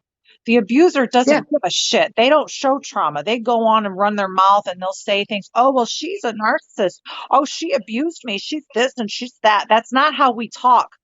When my abuser was on social media in the beginning, I was scared to death to even look at anything. I wouldn't even have never confronted him. He emailed me and my body went into like panic. Like, That's I would never be going out there publicly bashing him because I'd be fucking terrified that he'd come after me. Like right. if you were such an abuser, Christine, wouldn't she be afraid? Like she would be showing symptoms of trauma. She didn't show no fucking symptoms of trauma because she's not traumatized by you. Maybe her husband, I don't know. I don't know her personal life.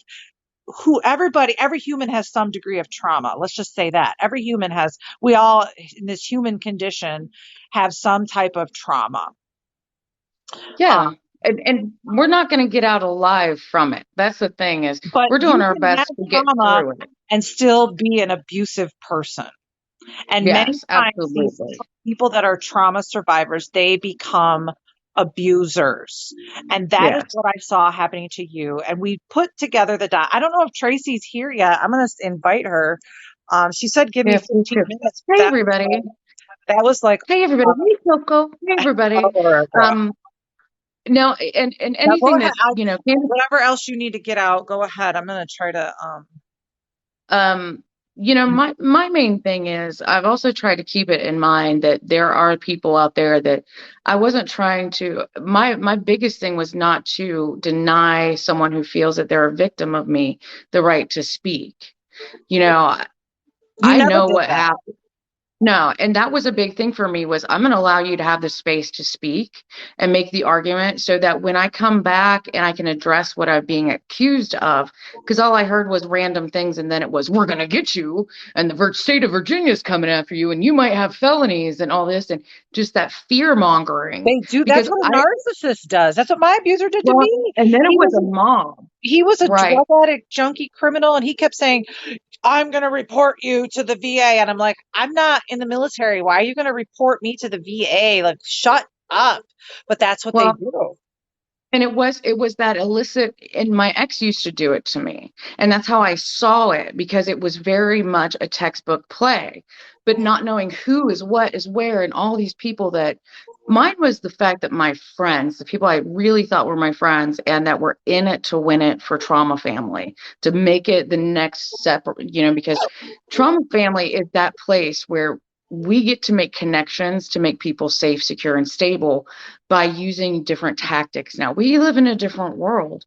We don't need support groups face to face sometimes. Sometimes just being an online support group works. Getting it where you get it and keeping the good and tossing the bad. That's what support groups are. But Right. to provide a safe space for others to not be to not feel like they have to be re-traumatized, Right. but we can learn instead of going back into the feelings and sensations. And even if we do, we can learn there together. You don't have to do it on your own because being alone as a survivor and trying to do recovery is so daunting and it is a big hill. And you don't have to do that alone when there are people there that can hold safe space for you. Now, what I've learned is not everybody's going to be able to hold safe space for me, and that's Right. okay. But I have to discern better at this stage of whatever's coming forward. And that's really what I Absolutely. want a lot of people to understand is that just because right now it might feel like your whole world's getting blown up, keep hope. Right. Keep hope because hope brings you the light to bear for others later. Yes. And when you're keeping your peace and not getting involved in someone else's conflict, that is a very good measure of your growth. I didn't want other people to be like going in. I didn't need anybody to come and save my ass. I Well, knew that, your integrity is going to show itself. There's going to be a disconnect between what the narcissist is smearing you with and saying and ripping your right, character to shreds. And then people are going to start to see, but that doesn't match up to Christine. What you're saying doesn't match up because she's not showing me that action. right.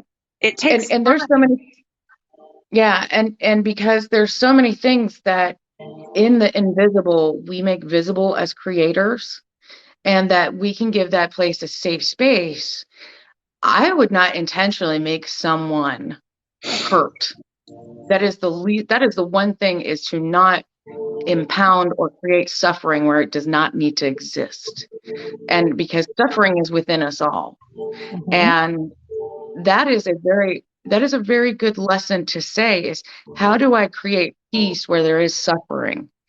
And a lot of this for me was, how do I create peace where there is conflict? And that's been a big lesson for me, because as a trauma survivor, I suck at conflict. Right. We all I sucked. do. I got trained for 10 years to be paramilitary, and then I came out as a survivor, and had to leave an abuser who I was being abused by while I was being trained to be a badass. Right. So, and then you flip that and you go and you're like, what did I do? And you're alone and you're like, how badass am I? And where does it count? What lessons did I really learn that matter to make me this way now? And you got to take that inventory. That's why I love Trauma Family, is because we all get to take inventory and reflect and attune to people, because that's what we are. We are attunement magnets. We just go right, like Candace, you and I, we've got a vibe, We do. like, and when you come into Trauma Family, I want you to have the vibe where you feel safe, you feel secure, you feel stable, and we'll take the time, because nothing needs to be rushed through at the rate of a smear campaign. If that smear campaign comes out and it is as fast as you can spin it, it does not hold true. Your amygdala will show every time, and that's what happens. Everyone's amygdala started showing after they got angry and was like, roar. Your amygdala only lasts so long. It's right. It walks like a duck, quacks like a duck. It's a duck. Okay. It's Hi, a done. Christine. Christine has a friend. Christine, your friend. I am here. I'm not ignoring anyone, but we're doing a live. We're talking about a smear campaign, and we're going to take questions in a little bit. But welcome, Whiskey Creek. I'm a trauma coach. Christine is a trauma coach. Christine does a book. Go over and check out her as well. She does a book club on Saturday. She leads peer support, um, a peer support group for survivors. She offers a lot of support, and the book club is free. Um, definitely And we check love out book Christine. support. We love book club. Yes, and but I am here. Um, I'm not taking as many questions right now. We're trying to stay on the topic. Was Christine, there's another Christine in the comments, my friend. Um, Hey, Christine, Christine, what's up? Christine, this Christine, the trauma lady, was the victim of a smear campaign. And I'm here. She's telling her truth right now on my live. And we're talking about what happened, because a lot of us know what was going on. We know the characters and we know the players. And Christine is coming back from being the victim of a smear campaign. And I wanted to hold a platform because I know I have a lot of faithful people. She has a lot of faithful people that follow her. And we wanted all of us to get together and hold space for Christine to tell her story, because her voice was being shut down by a very, very cunning female narcissist here on TikTok. She's not a creator. That's why it's so insidious. She doesn't have a page you can go to look at her videos. What? She is an insidious individual that has created this web of cancer, as Dan described it, which was perfect, in our narc talk community. And we have been talking about that tonight. So tonight is kind of a special night. It's not so much one of my normal lives where I do questions and answers the whole time. We have a topic we're like sticking to, but I definitely am here for support. Um, if you go follow me on Instagram, on my it's easier to message me on Instagram. You can message me here too. I will definitely check my messages, but Instagram is where you can connect with me. I have tons of resources. Christine can point you to that. My friend Christine can point you. Your Dan is a great person to talk with. I'm trying to get all my questions. Okay, Tracy is back. All So, right. You want to sign Y'all off want? live and come in, and you guys send me requests, and we will Yeah, start that's cool. working. Because Tracy, So there's a part of the story where Tracy and I were dealing with, we were trying I to understand that. help Dan, and then things were coming together. And I was like to Tracy, I said, I think the trauma lady was screwed over too, just like Dan. What do you think? And we're both like, well, we don't know her, and but then we got her, we found her, and we started talking to her, and she's like part of our crew. And I didn't reach out to people thinking that, oh, it's going to get me back. I didn't know if I even No, it wanted didn't to be work back. that way. We And went it to was her. never like, No, yeah, it we was went just to kind of her like this. because I saw Yeah. her And comment. I saw her comment on something, and then I went to Tracy, and we went to her. We requested her. So no, she was not coming to us. Please help me and defend me. No, she didn't need to, because her truth is her truth. She doesn't need us to right. do that.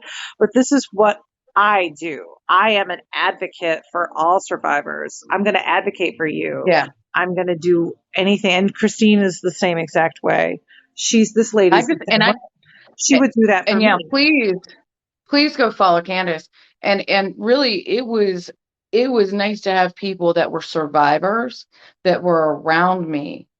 And because if I had not had that, I would have got lost in the sauce.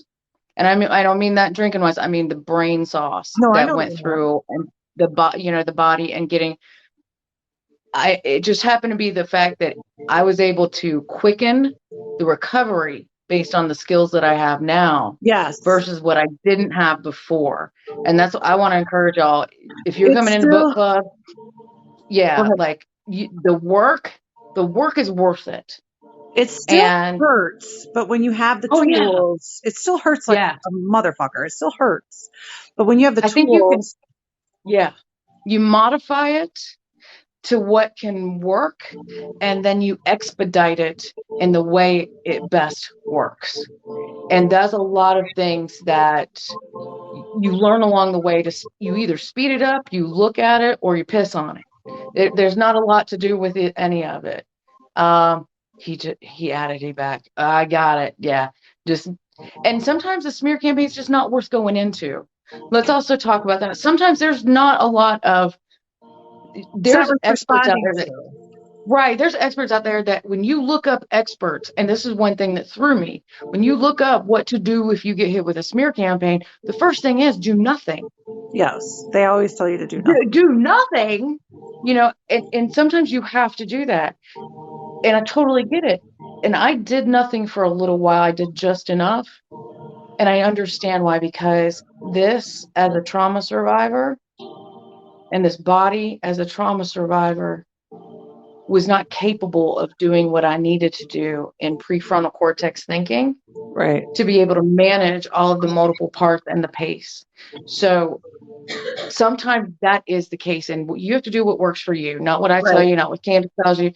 Take right, in consideration your safety, security. If you don't feel safe, you get safe and you right, document everything. If you right, physically do not feel safe, all of those things, you document the shit out of it right. and you do what's best for you. You do. So, Candace, And it yeah, is, it is, each situation is unique. And also the yeah, reason Christine needed to speak out in this situation, because it's here in our community, in a survivor community. It wasn't just down in a business. It wasn't something that could just be ignored in our community, right. because this individual is predatory in a survivor community. It's not like it was a community that wasn't for survivors. So each situation is unique. And if you're not safe, be safe, Hmm. get safe, go hide, be in a safe place. Don't put yourself out there. Don't let yourself be known by your abuser. You know, there's a lot of dynamics that are involved in this situation. Yeah, and you've got to learn, just as you go.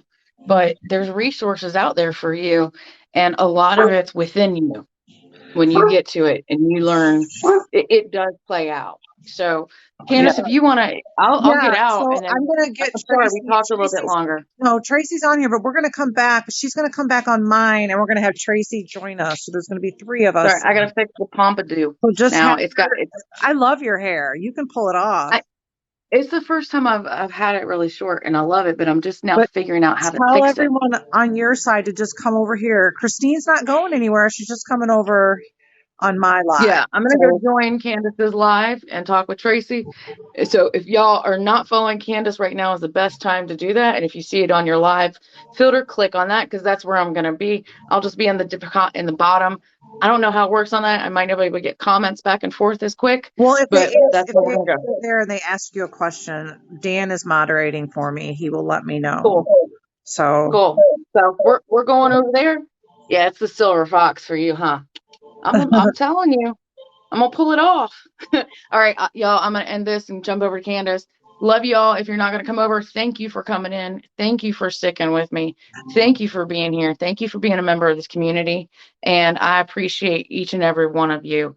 And if I don't get to talk to you later tonight, have a mood appropriate evening. All right, Candace, I'll be right over. okay. Bye. Okay. All right, Tracy, you can send your requests now. I'm still here, guys. Okay.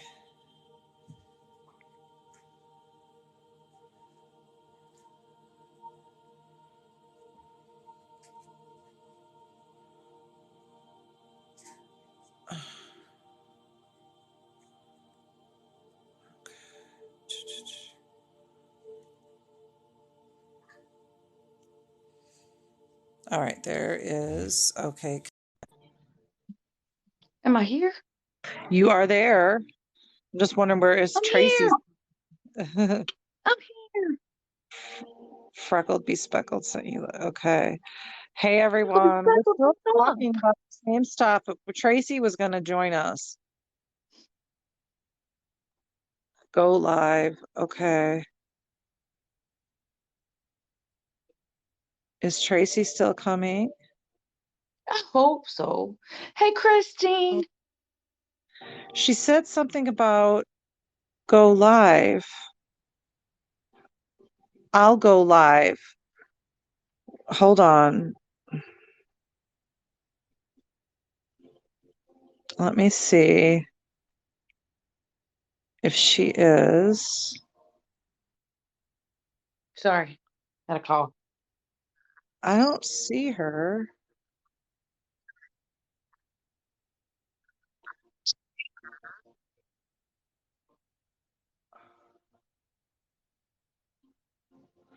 Okay. Um, Whiskey Creek Unique Whiskey Creek Unique says, "Hey girl" at the Trauma Lady. All right. Hold on, I've got a sound lag. Do you? You're kind of echoing. I'll be right back. I'll be right back. I'm gonna Okay. jump out. Okay.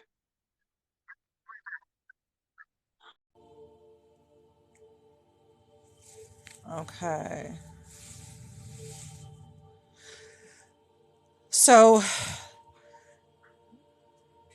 you said we got to get these people to stop attacking my friend Lisa for doing the right thing. What's happening with that? Okay, there's the guest request. There's because that's what we're talking about. We're talking about smear campaigns.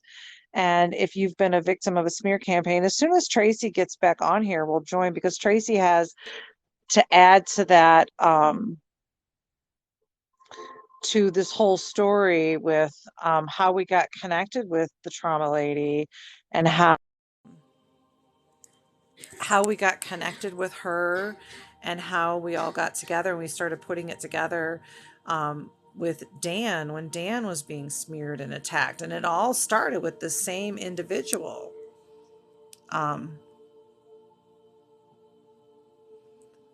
okay, so she she cut her husband out of her home for many months because of a situation.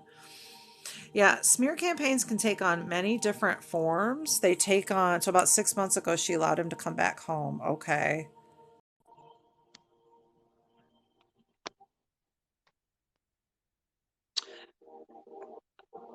Can you hear? I can. Okay. There was a Um, huge lag. I think because I got a couple text messages. okay. Oh, that's annoying. I want to see where Tracy went. Okay. Um,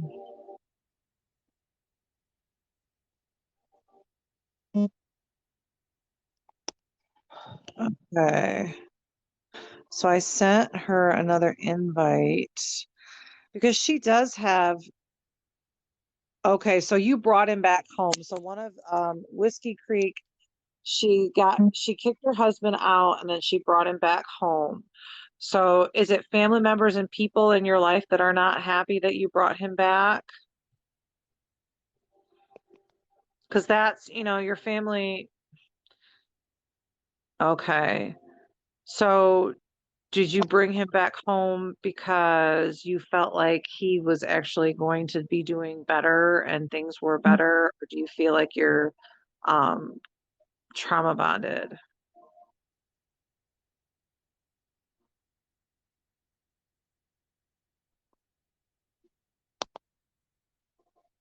Okay, he picks up a gun and now he's better, she says. Okay.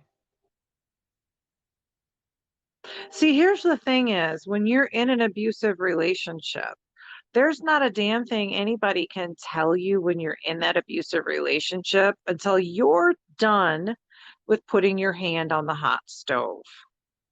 So, oh, he was going to commit suicide. Okay.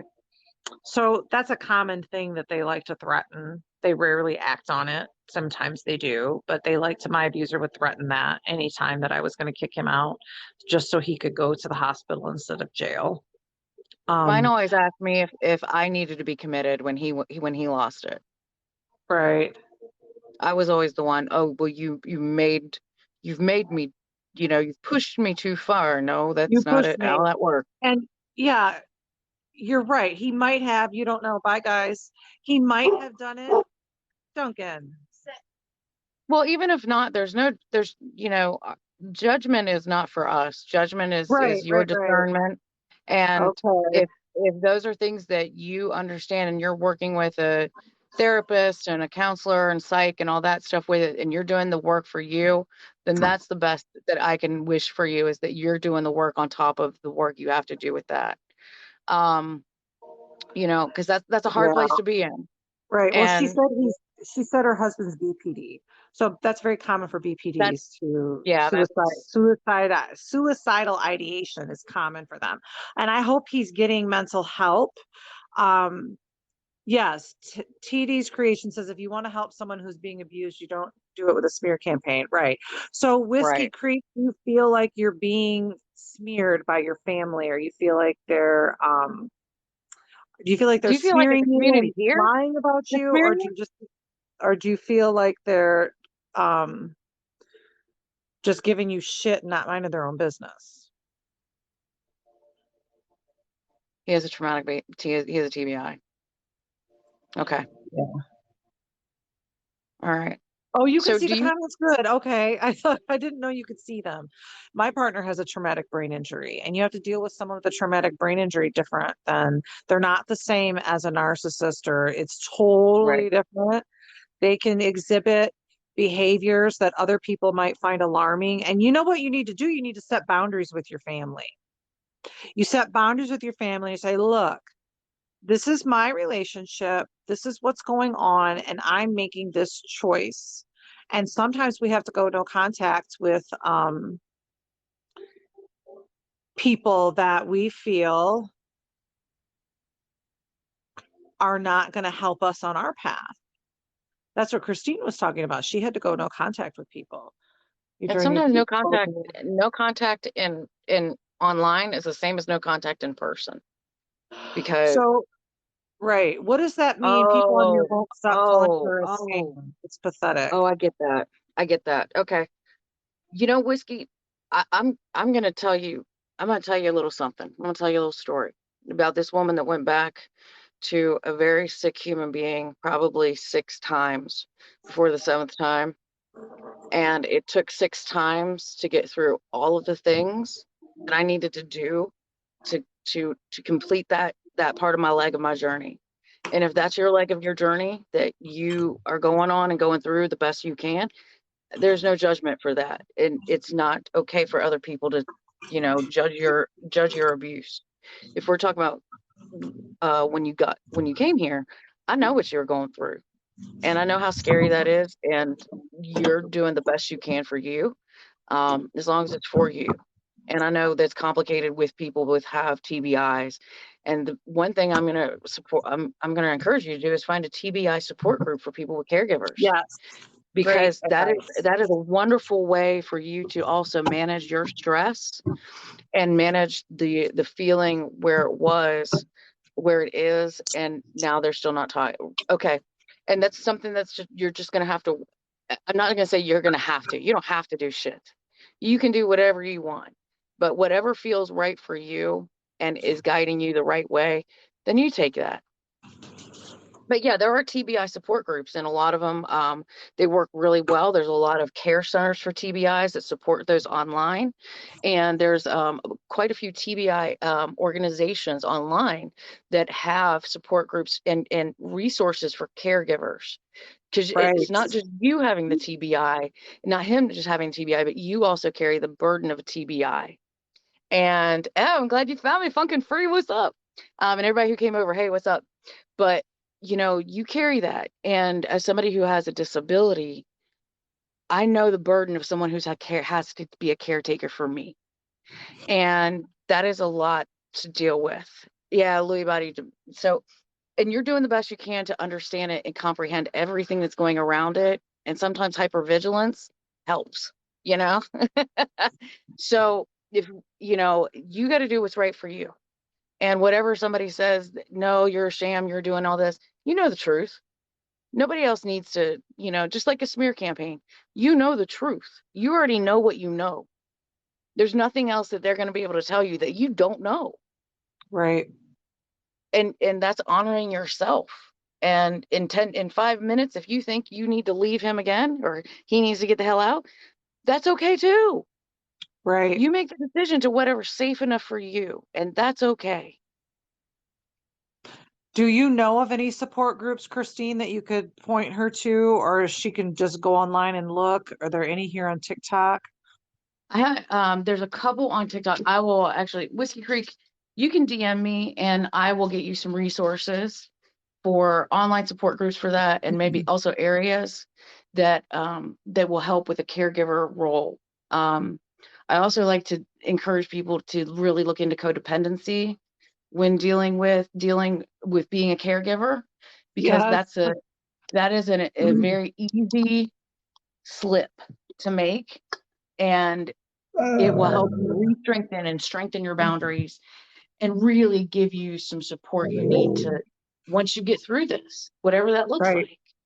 Right. Whatever So it looks like for you. And it's going to, but I think because we were talking about smear campaigns, she feels like, do you feel like you're being smeared by people? Did you have an account here on TikTok and you were, um, I don't, this is the first, I've not met Whiskey Creek Unique before. So who was now, calling you a sham? I don't understand why they were calling you that. because she went back, it's because she brought the abuser back to her. Well, the one that Well, first, anyone that has any sense knows that's what we do. Doesn't make you a sham. it We doesn't have to make you make our sham. own. No, it doesn't Right. make you a sham. We have to make our own. Like, I was almost murdered and I went back. Like, Yeah. we Duh. don't do that. You don't, that's called victim shaming. Right. That's what it is a lot of victim shaming. And we have to be very careful. And that's what we were talking about over on the other side was I didn't want to shame any of the people that were saying I was their abuser, because it's also a trauma response to say, I'm sorry for things we didn't do, and to take Right. the shame on, because we already feel so much shame for a failure, especially in public. You know, Yes. think of all the times that you called your mom and was like, I'm leaving him. And then when you Exactly. went back, Yes. Yes. and you're like, she's like, well, why did you said you were leaving him and you were doing so good? Oh, my Because mom that's still the brings it up. mentality. My Oh mom yeah. still brings it up. She goes, and it took you so long to figure that out. And I'm like, Mom, you're so And I would rude. highly encourage you to block the AF out of these people that are hovering you, because they don't need to be in your life anyway. They don't need to, and I don't know who it is. So, but that's where I stand with that is you have the right to block them, and you don't need to internalize that shame. So block them, rock them, and be gone with them. And if that's that if that's that shame for you, that's a great place to work with your therapist. Right. So, And you don't have to explain yourself. You don't have to explain why you do the shit that you do to people, to anybody. Like, even when you're in the midst of something that someone might say is toxic, and maybe it is, but and I never tell any of my clients or anyone, oh, you better leave him. You got to leave him. That's victim shaming because I know the process. I know how it works.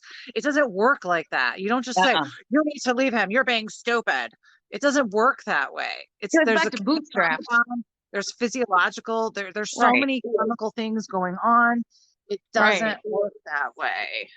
And it's like saying pull yourself up from your bootstraps. There are no bootstraps. That's a that's Right? that's a fallacy. Like you, it's a trained to learn behavior. And when we get shamed as victims, it makes us small. And Yeah. small is no longer good enough. No, and then it makes us even think that our abuser's right. We can't Right. think for ourselves, you know? And then yeah, it goes back to that. It goes back to that you are no longer enough to be in the mirror feeling. Right. And that never puts us anywhere where we are in a winning situation and a thriving situation. That's merely surviving. And you are built for bigger things than just surviving. So never forget that. Right. She was abused and almost died. Who does your story trigger? Probably the one that's creating her, or the one that's going back with Oh, her. that's attacking her. Well, and see, that happens too. You're going to lose friends. You're going to I mean, lose supporters. You're going to lose.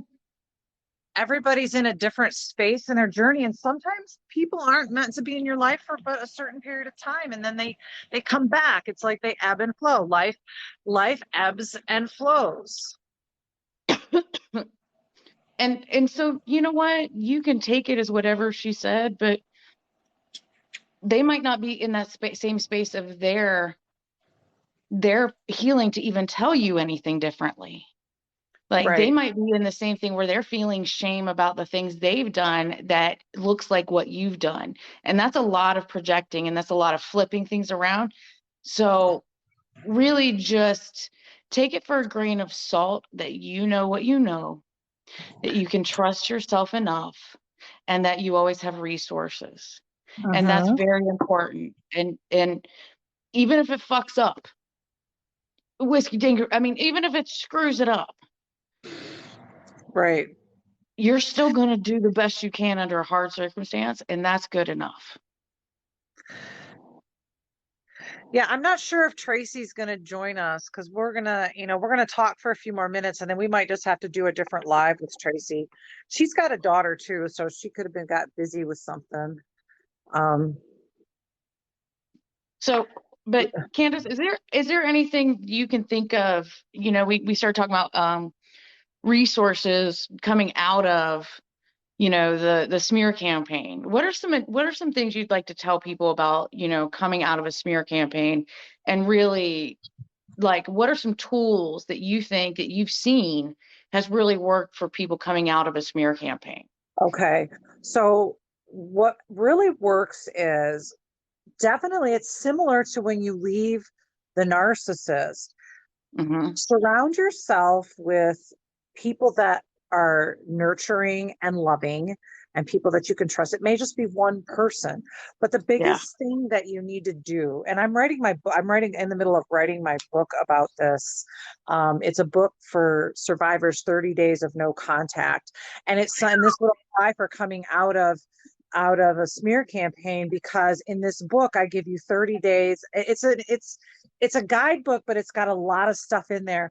You're Hmm. changing new habits, you're creating new things. I talk about essential oils, Brains, yoga, brains. tapping. Yes, you're creating new neural pathways in the brain. Hmm. Okay. Hmm. And when I was going no contact, the longest I did the first time was a week. And then the next time I did a month. And finally, I was able to do it permanently. It took me 3 times. But I took my mistakes that I made that broke my no contact. I took all that and I put it in the book and I use it to teach. But really, it's the same day by day, one day at a time. Mm-hmm. Don't be alone if you don't have to too much. Keep yourself Right. active. Go out in nature.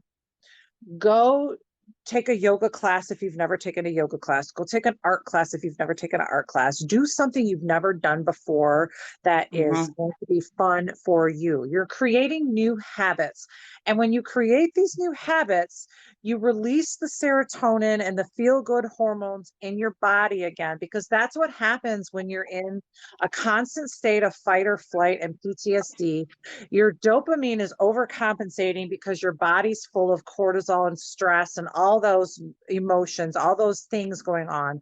So you're really wanting to kind of trick the brain into producing feel good hormones and feel good feelings. So to get those feel good feelings, you want to focus on things that make you happy.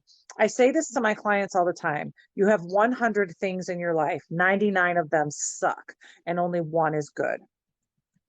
Focus on that one good thing. Maybe that one good thing is your dog. Maybe that one good thing is you love chocolate ice cream and you eat it every night while you watch your favorite show. Then you eat chocolate ice cream every night while you watch your favorite show.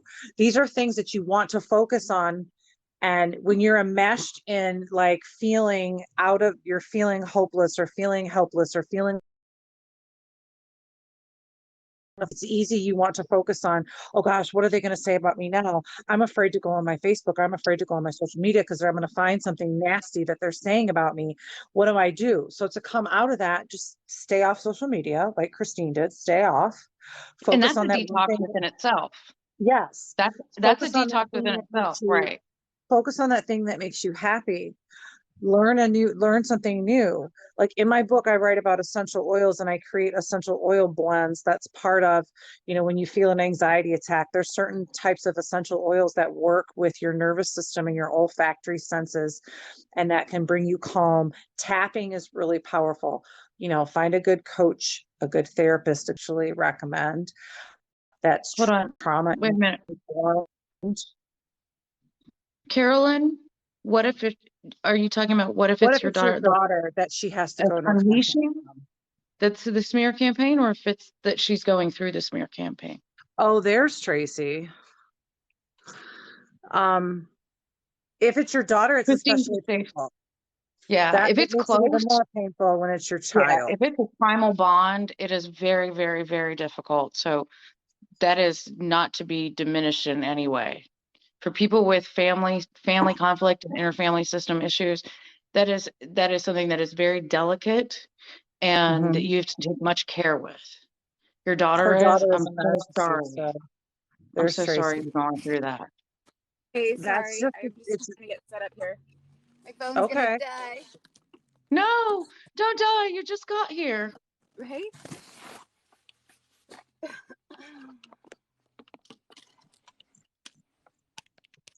It's very painful when it's your child. But you see, only you can know when you need to go no contact. It's the same as when someone has to go no contact from their mother or their father. Even a friend from work going no contact is And hard if you can't sometimes. go no contact, you've got to do the gray rock. Ooh, But ooh. those were kind of of recovering from a smear campaign would be the same things I would recommend someone to do that's going no contact. Things that you're doing to create new things in your life that bring you joy and finding yourself again. Because not only are you battling recovering from the emotional, physical abuse from the abuser, you're recovering from their attack on you as a person, so you have a double whammy. So you particularly need to maybe get off of social media, maybe get off of all of it and go do things that you've never done. Like I said, take an art class if you never took an art class, take a pottery class, go to the bookstore, go get some coffee. When my book is ready, it will be all laid out, but my book was compiled by all the things that helped me finally be able to go no contact. A lot of it is creating spiritual practices creating a meditation practice, creating some type of practice for you to focus on every day and to rebuild new neural pathways in the brain and to create happy hormones to be produced again so that your body no longer has that addictive thing going on. Sorry, I'm still trying to get set up here. You're okay. My daughter is an alcoholic and my grandkids need me in their lives, but she's stopping that. That's another tricky one. Yeah. With an It's okay, addict. Tracy. Candace and I are just geeking out. We're just geeking out over the stuff that we talk about, even to like our friends. I could talk about Yeah, this stuff all day long. I can do, I literally do this all the time. Like my friends are like, I have to go, okay, is it a pink robe moment or am I just okay right here? Because, Yes, I like that. Is it a pink robe moment? is it a Or is pink it a robe? Like, moment do I need to go get, yeah. when I first went no contact, I was in my bedroom and I put on the Housewives of Beverly Hills. I binged that and I ate whatever I wanted. I drank rosé because all the housewives were drinking rosé. I didn't even give a shit. It was so great Mine though. was, mine was Supernatural. I went through like Oh, I 12, like that one 12 too. seasons of Supernatural, like just to get through something. It And then it helps to was, zone out like that. I mean, well, I I, needed it to do was, that. it was the first time I had sat down in probably 4 years to actually like lay down and be able just to do nothing instead of being, run around by somebody going, oh, this needs done, or oh, this isn't, when after you leave an Right. abusive relationship, you've got to get safe and your body You doesn't do, know. because Like, you're in fight or flight constantly, and you're like, "Oh God, I'm going to get yelled at." Oh no, I'm not going to get yelled at. I'm right. here by myself watching TV. I Uh-oh, can watch she what I up and want. running. She up and running. Now, when it's you're dealing gone with a now. child that's a Whiskey Creek's her daughter's, when you're dealing with drug addiction and alcoholism, there are resources that can help you help your grandkids and help your daughter. Mm-hmm. I Mm-hmm. don't necessarily trust CPS all the time, but Mm-hmm. um, Yeah, I don't think that's the I way to don't go always unless they're trust it. being I wouldn't. I extremely, don't trust extremely physically them. abused. But Yeah, if that's the really mother's an alcoholic, what I don't know. Al-Anon. Yeah. Yeah. Al-Anon is a great resource if you have a Pretty good, family member Debbie. or a loved one who is But an if she's alcoholic or worried about dealing the with safety of her grandkids, though, it, that's the it part where she's and I understand that, but the best thing you can do for your grandkids is to be the model of how to do it the right way and how to deal with it instead of falling back into that. That's where they learn the difference. I'm sorry, in my opinion, in my experience, is when you get to model the behavior that they will have to practice one day with that person or in their life, I believe that it goes on in spades. It breaks generational problems because then you and at get to least empower the kids and they get to and at see you least do they it the have right way. you. Yeah. So that's why I believe in what I believe in when it comes to modeling behaviors versus just hand me down behaviors. So if there's no more questions, we're going to bring it back to where we left off. So we left off with Christine, um, how Tracy and I got Christine, how we came to her because what was going on with Chris Cassie and her flying monkeys and all her bullshit. And then I said to Tracy one day, I was like, do you think they were wrong about the trauma lady too? I don't know her, but all this bullshit. And one day I think we're probably going to do a thing with Dan and let him talk when he's ready. But Yeah. it all kind of started with that. I said to Tracy, I'm like, I'm just having a gut feeling that maybe she was wrongly smeared too. Yeah.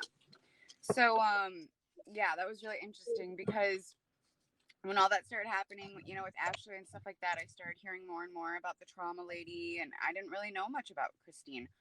Um, just briefly, both being creators on TikTok and, talked a couple times here and there. And so I was like, huh, and when Ashley did all that, I was just like, well, you know, I was going through my own stuff and me and Ashley, we just kind of naturally drifted, apart a little bit. And, And then I started hearing this stuff about the trauma lady, and I was like, oh gosh, like, I'm not getting dragged into this.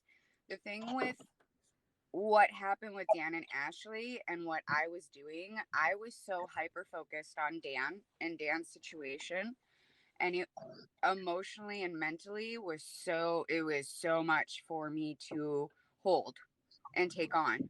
It really was. That was very, very difficult. And I knew how important, extremely important, I could Right. not mess it up. You know what I mean? Because it I was his couldn't. reputation, a man being accused of sexual impropriety that could really, really, it was not that Christine's wasn't serious, but Right. Dan was like, and Dan was our friend, like, and Right. people that were his friends were suddenly accusing him of things, and it all started with Voldemort, Chris Cassie, the ringleader narcissist. Yeah. And so, my light just went off.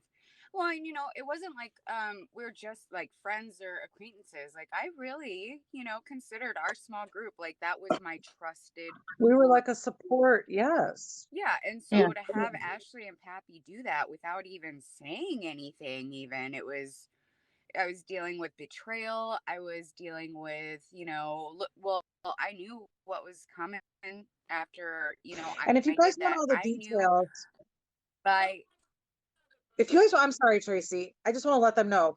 If you guys want all the details what? of Dan's and how Tracy exposed the bullshit, um, go to Tracy's Instagram, Prison Wife Survivor, and all her stories. Did Tracy freeze up? She did. Damn it. So yeah, go to her Instagram and she has all the stories of everything with Dan and Ashley and Pappy and all of that very meticulously documented. Oh, she disconnected. She'll come back Um, in.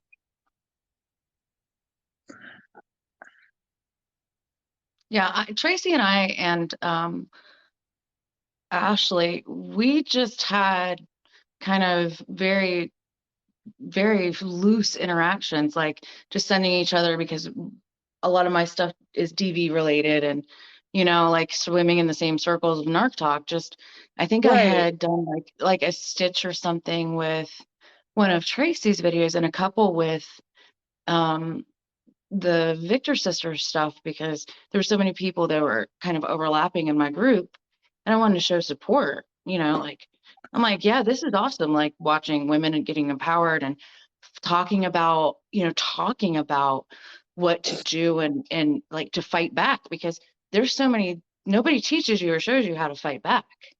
It's right, something you learn along the way.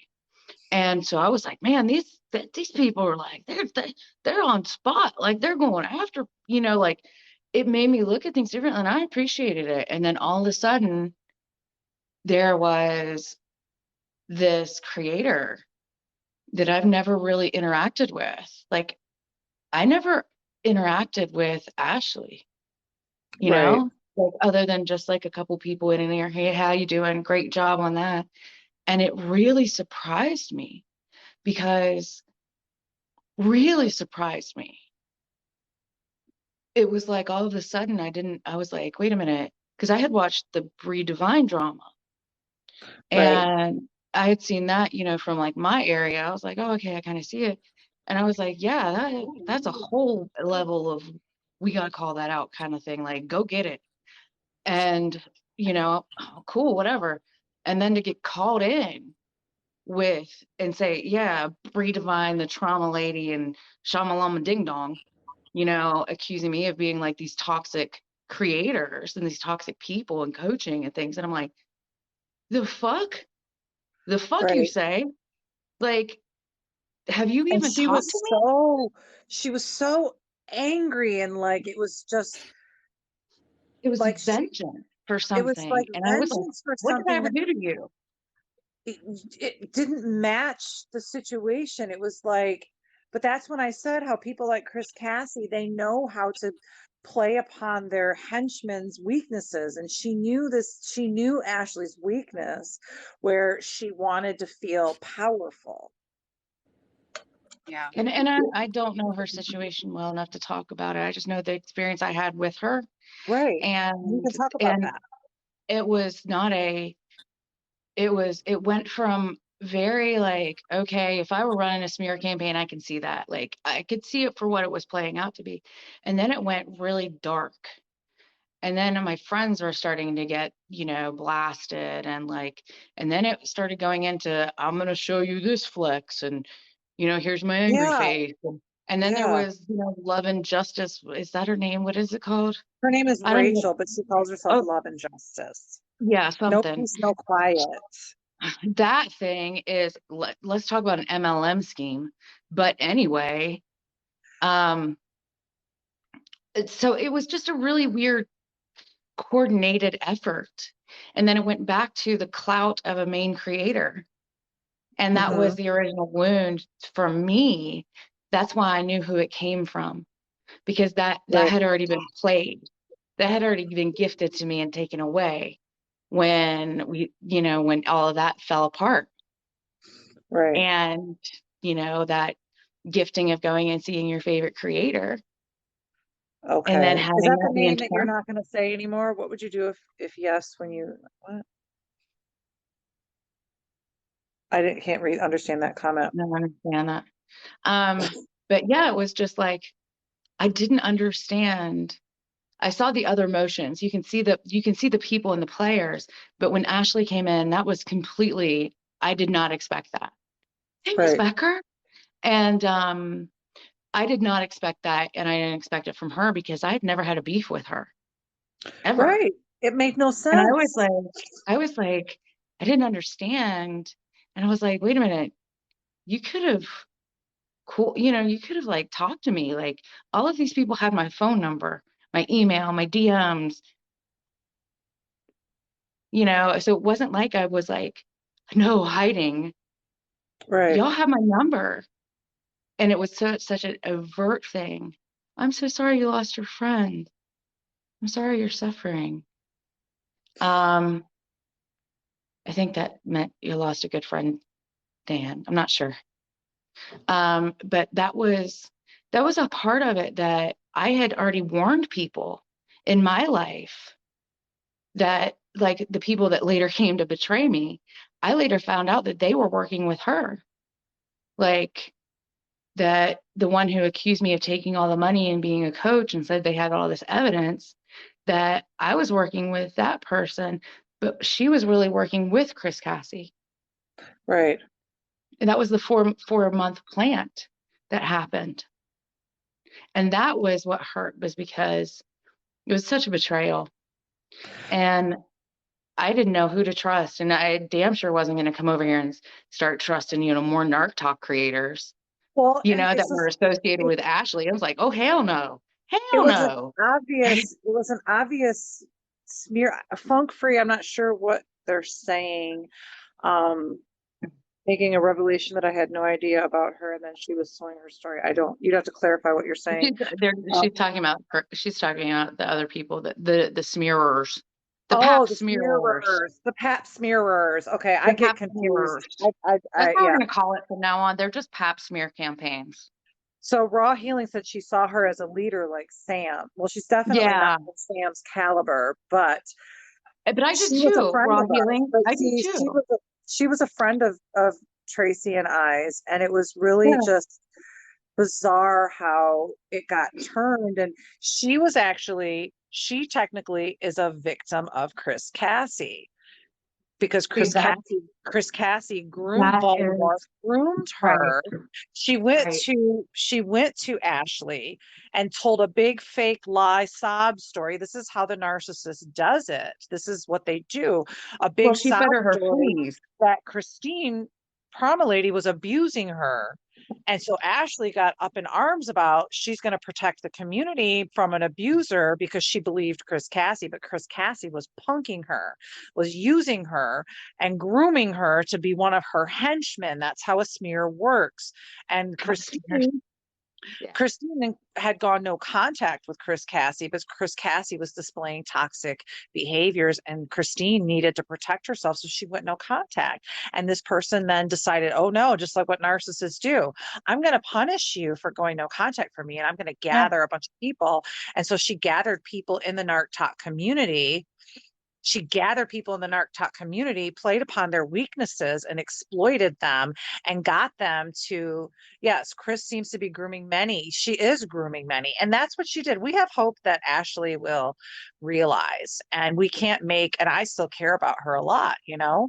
And, Yeah. but I wish no, I don't agree with what she did though. I don't agree with what she right. did with Dan, and I don't agree with what she did to Christine without having facts and just creating like this anger and this fear.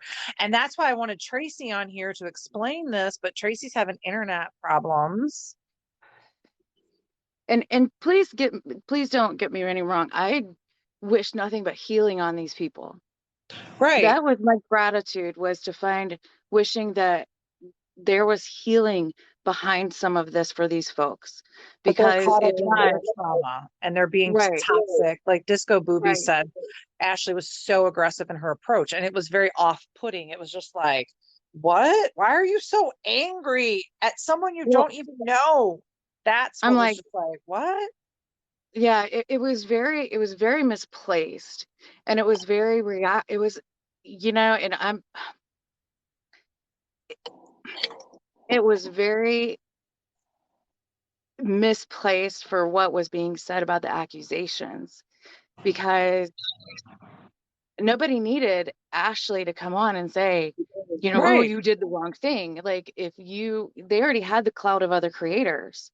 So to come after me and not know me or anything, and what really bothered me was that they made so many other people unsafe, and they Right. damaged that relationship, and they damaged other people, that damaged other people's safety and security. I saw people Yes. scramble in their trauma responses, and I could do nothing to help them.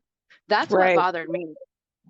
That was Right. really what I had to wrestle with, because that's what bothered me and made me question whether I wanted to come back or not, because I could Mhm. do nothing from people if I'm not there with them. And if they're getting Right. the wrong, and then they're going through a betrayal trauma that's centered on me, and I have no way to remedy that and make myself accountable, because I'll be accountable. Show Right. And me. we make mistakes. We're human. And but Right. none of it warranted the attack you got. It made me and my daughter unsafe, and it And Raw outed Healing me. said she feels unsure of who to trust because of what they did. But see, that goes back to Raw Healing. That goes to your inner guidance system. And we as trauma Absolutely. survivors, this is the nature of the beast of being a trauma Yes. survivor. We Yes. don't trust. So the reason you don't trust is basically really because you don't trust your own inner guidance. And when you tune in and understand your own, like my inner guidance, I'm in tune to that. Like I didn't used to be, but I am. And that's how I knew something smelled in this whole thing with Chris Cassie, Love and Justice, Ashley, Pappy. And this whole thing smelled funny because my inner guidance system was saying, just sit back, I Candace. Just right. watch. Just wait. Don't say anything to Ashley. Don't say anything to Pappy. Don't say anything to anyone. You just watch. You just wait. And I did. And I started trusting my guidance and my inner guidance and everything. And I know it's a struggle to know, well, I don't know who to trust now because look, we have this cancer in our community, anger and all the way she aggressively came after Christine, the way Ashley did that, that doesn't create safety. Coming at someone with rage and anger doesn't create safety. It creates fear. What was the video Oh, Angie. threatening Wait a minute, her Angie. about that was going around? Who's Karen? Is that the one? That's K Mental Health Healing. Is that the I one where don't I know who was that is. angry? Is that the video where I was angry? I don't know who Karen No, is. it's okay. I know what it's about. I made a video after okay, Angie, let me address that. And I'm not sure exactly what whatever you've been told, but what was happening is I was in Alabama at my family's home. I had been on a really big weekend, and that was at the time where I had went no contact with Kay for quite a while, and she was threatening, like she was still emailing me, and I had, threaten her with like calling the police on her because I couldn't, like I didn't want, it was beyond my ability to deal with all of her things, and also deal with the manipulation that was happening with Chris. Was she the one And you first went no contact with, and then Chris didn't like that? yes. Well, and Okay. then it was a gang up on Kay. And that's who I feel is like the original victim in this, is because she was the first one that got triangulated. And I made a video after all that. It was my fault. I got kind of coerced into it, but it was my fault because I felt like I had to really address the fact that, there was somebody still in our community, and I blocked them and I told them no, and I was doing all of this. And it was to keep the community safe and get out, because she wasn't listening, and I was probably in a major trauma response at that time. But if Chris was And triangulating you guys, there was no communication was going to right, happen. but I want to be That's the accountable. thing with Yeah, but I that's want the to I thing want to with be accountable for triangulation. that. Well, of Right, and I want to course, be accountable for that, because after I did it, it was such a response, and I got this. That's a mama bear. I am used to being very forceful with people in my communication when it comes to no. Um, That's how I was trained for a while. So when I say no and I feel like like nothing is safe around me, I'm gonna go mama bear, and I'm gonna be angry, and I'm gonna tell you specifically, get the fuck away from me. right. And you have And the right to do that. it was angry, and it was not the right tone. It was none of that. And I actually took it down after that because I felt that it didn't serve the purpose, and it's not who I am, and by any means, but it was due to a lot of things, and I was not proud of it. And it was actually something I worked with my therapist through all this. After, I said, here's my phone. I worked through the shame of that. And that's a lot of the reasons why I did not come out with talking about the Karen situation, was because I still had a lot of shame in the way that I could have handled things differently. And what I learned from that relationship and that situation later went on to make the support groups better, to make boundaries better in those groups better, to come back and understand what my ability is versus what my inability is when it comes to helping my friends and being a good peer. And so that situation was a lot of learning. And I do really hope that Kay gets the help and the support that she needs. And I don't wish any harm on her. I just needed her to leave me the fuck alone. Right. And I was overwhelmed. Um, so that's my place, and I've never been able to apologize for that to her, because if I did, then it was one more video, and then other people were feeding me the stuff that she was posting. And we had all been through a very tumultuous, there was other situations that were going on in that. So it was a very tumultuous time, and it was a tinderbox. Right. And so I took that down, and then it kind of went loose for a minute when when the manipulation started behind it. When the smear campaign started, that video reappeared after I had already taken it Oh, and down. Chris started her smear campaign. Yeah, Someone probably saved the video to use against you, right, of course. right. But see, here you are publicly acknowledging that what you did wasn't right, and you're showing remorse. But the true queen narcissist, Chris, you ain't going to see her do that, because she's the perpetrator, and she's reversed the roles of perpetrator and offender. But I'm such a victim. But does she ever take accountability? I highly doubt it. Well, and that's something I don't know, because I stopped talking to her.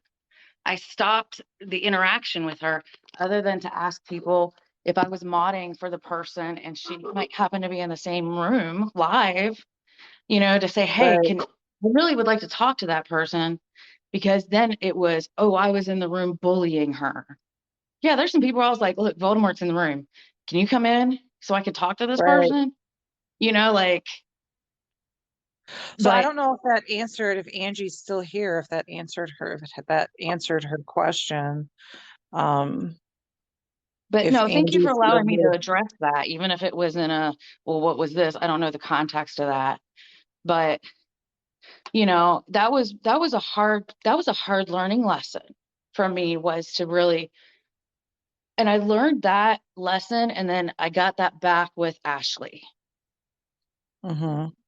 that and I was like, "Ooh, I do not like that way that looked for me." And that was a learning lesson in being a leader too. Right, right, right. So Phoenix Risings has made a very good point as we've been talking. They've been saying it's hard because a lot of this has been trauma responses from people. It seems to be trauma responses from a sensitive part of the community dealing with trauma, and that's absolutely what it is. All of it 100%. is trauma. All of it is trauma responses. Even with Ashley making her angry videos, that she knew nothing about what she was talking about because she was being spoon fed from an evil person lies, and she's just saying all this crap. That's her trauma response. That's her rage coming out because it didn't make any sense. Like, why are you so angry at someone you don't even know? What the hell? um I think I just lost. um oh, there she goes. I think there you are. Sorry, I got a text. Every time I get a text message, it makes the echo come through the audio. Oh, So, that's so if I annoying. have to pop out and pop in, and just even talking about that, Candace, made me like almost want to shake. Like, Well, because it also maybe was coming from, was it really a question of they wanted to know, or was it a question of were you being attacked again by well, I think it somebody? was both. Yeah, I think it was both. But even just being able to talk about it in a way that to tell the story accurately instead of putting all the emotion that you're feeling, the sensations you're feeling.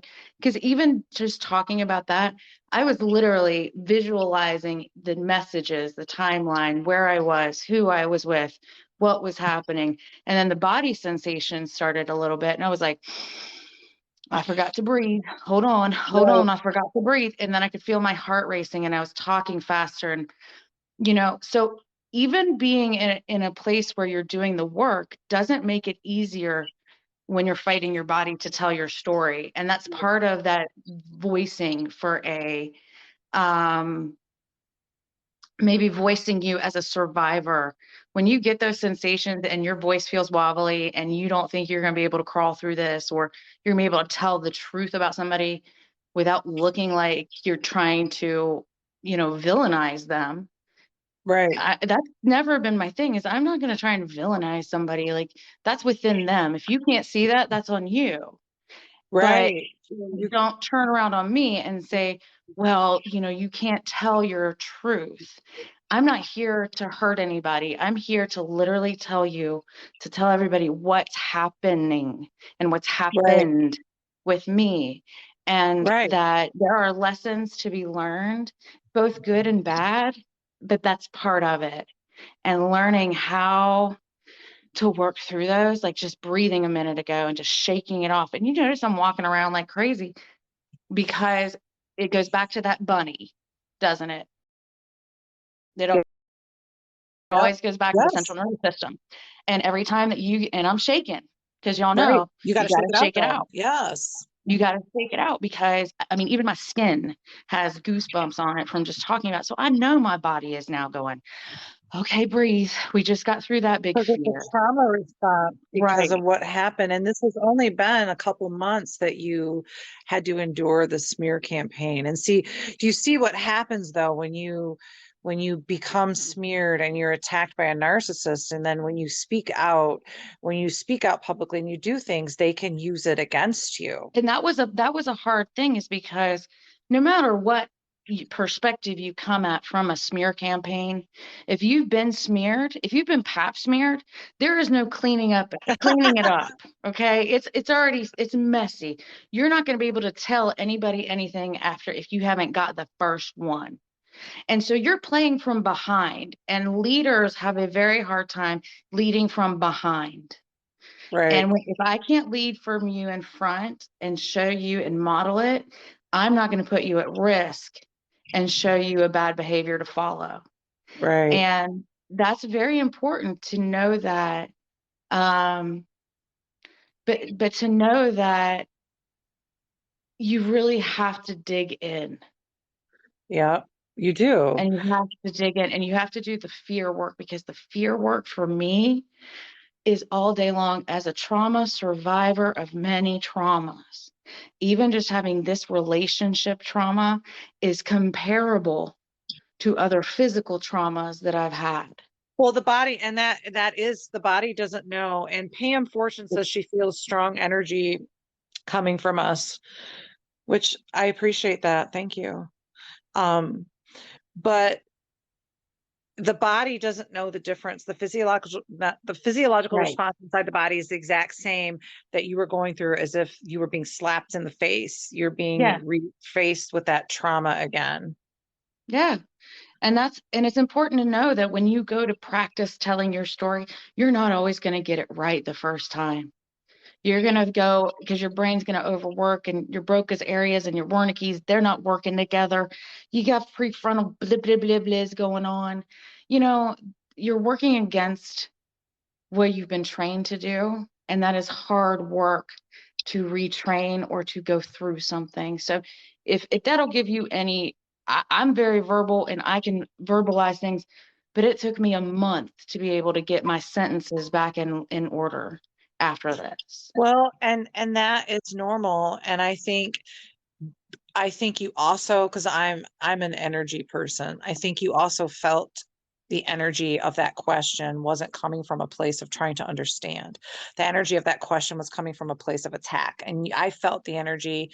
I didn't want to step in because it wasn't, I just hold space for that. I don't enmesh myself in that. But the end, that's what the energy was coming from. Um, coming from oh, well, what about this person, why'd you make that video? Like, we weren't even really like that. What that was an which is fine, because everything happens for a reason. You got to publicly say, yeah, that was inappropriate and I probably shouldn't have done it that way, and I own it, my bad. But it doesn't negate what happened. Just because you displayed reactive trauma and reactive abuse doesn't negate what got you to that position, because this is what abusers do. They make your reaction to what they do the problem. And, this woman, Chris Cassie, has created a lot of damage and toxicity in our community. Now, I have not seen anything of her, heard anything of her since Tracy got on her. I don't know if Tracy made her go running scared. I've not seen anything. There's nothing. So I don't know where she is, what she's doing, or anything. I just know she was the ringleader of all of this. She was the ringleader of Dan. Well, there's multiple things with Dan. It's not just her, but she was the ringleader definitely for your smear campaign. And she's the one that used other people's trauma responses, fear. She's the one that got Ashley's trauma response going, and her anger, and like, and she didn't even know you. Like, why get so angry and passionate about a person you don't even know? Because Chris Cassie went to her and fed her a bunch of bullshit and got her upset. And where it comes in is where Ashley failed to do her homework. Was her She failed to tune into her internal guidance system. Because when someone comes to me about some shit like that, I'm just going to be like, okay, hold on a minute. I'm going to ask a bunch of questions. I'm going to want details.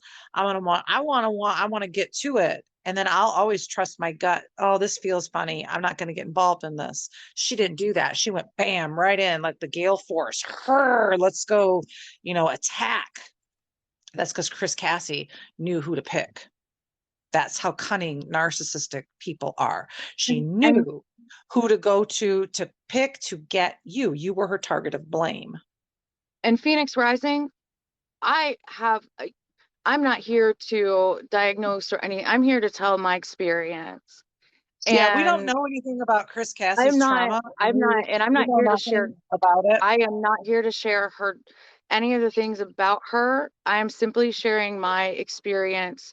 And Well, I'm the thing going is, to to, me, it's not really confusing if you were here from the beginning and understand. Chris Caskie got a narcissistic injury when Christine went no contact with her. And then she started to immediately gather followers. And this is why narcissistic smear campaigns are confusing, because the narcissist depends upon it being confusing so that you continue to blame the innocent person. She probably does have trauma. Every single person. Um, Oh, no, I understand why you're asking, Rising Phoenix. It's perfectly, I want you to ask questions. completely understandable. And I want you to But ask we're not questions pointing because fingers. We're setting right. out the facts. And I started in the beginning why I knew from a trauma informed perspective, why I knew that Christine was the victim of a smear campaign. Um, I'll probably post pieces of my live video again, but no, she could have trauma. Every single human being has trauma. The narcissist, the abuser has trauma. Like we all have trauma. Everybody does. But that's not an excuse to gather up groups of people to attack another person. And I And I Phoenix, did this live right. tonight so Christine could come and share her truth and her story. Personally, I don't know Chris Cassie as a person personally at all, and I'm not going to speak about her personally, but I'm just only speaking on her in regards to what is being shown about what she did to Christine.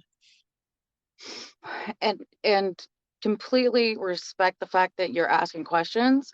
And I'm here for it, whether it's from outsiders or insiders. I'm totally down for that. I will not go and talk about the personal details in public of her, my relationship.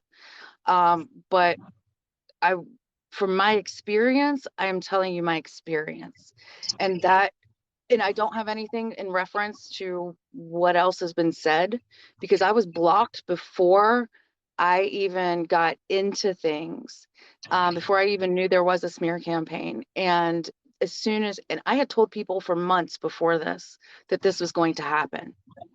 I told people for months that something was going to happen. And I told people around me when it happened, look, I'm not saying anything publicly about it.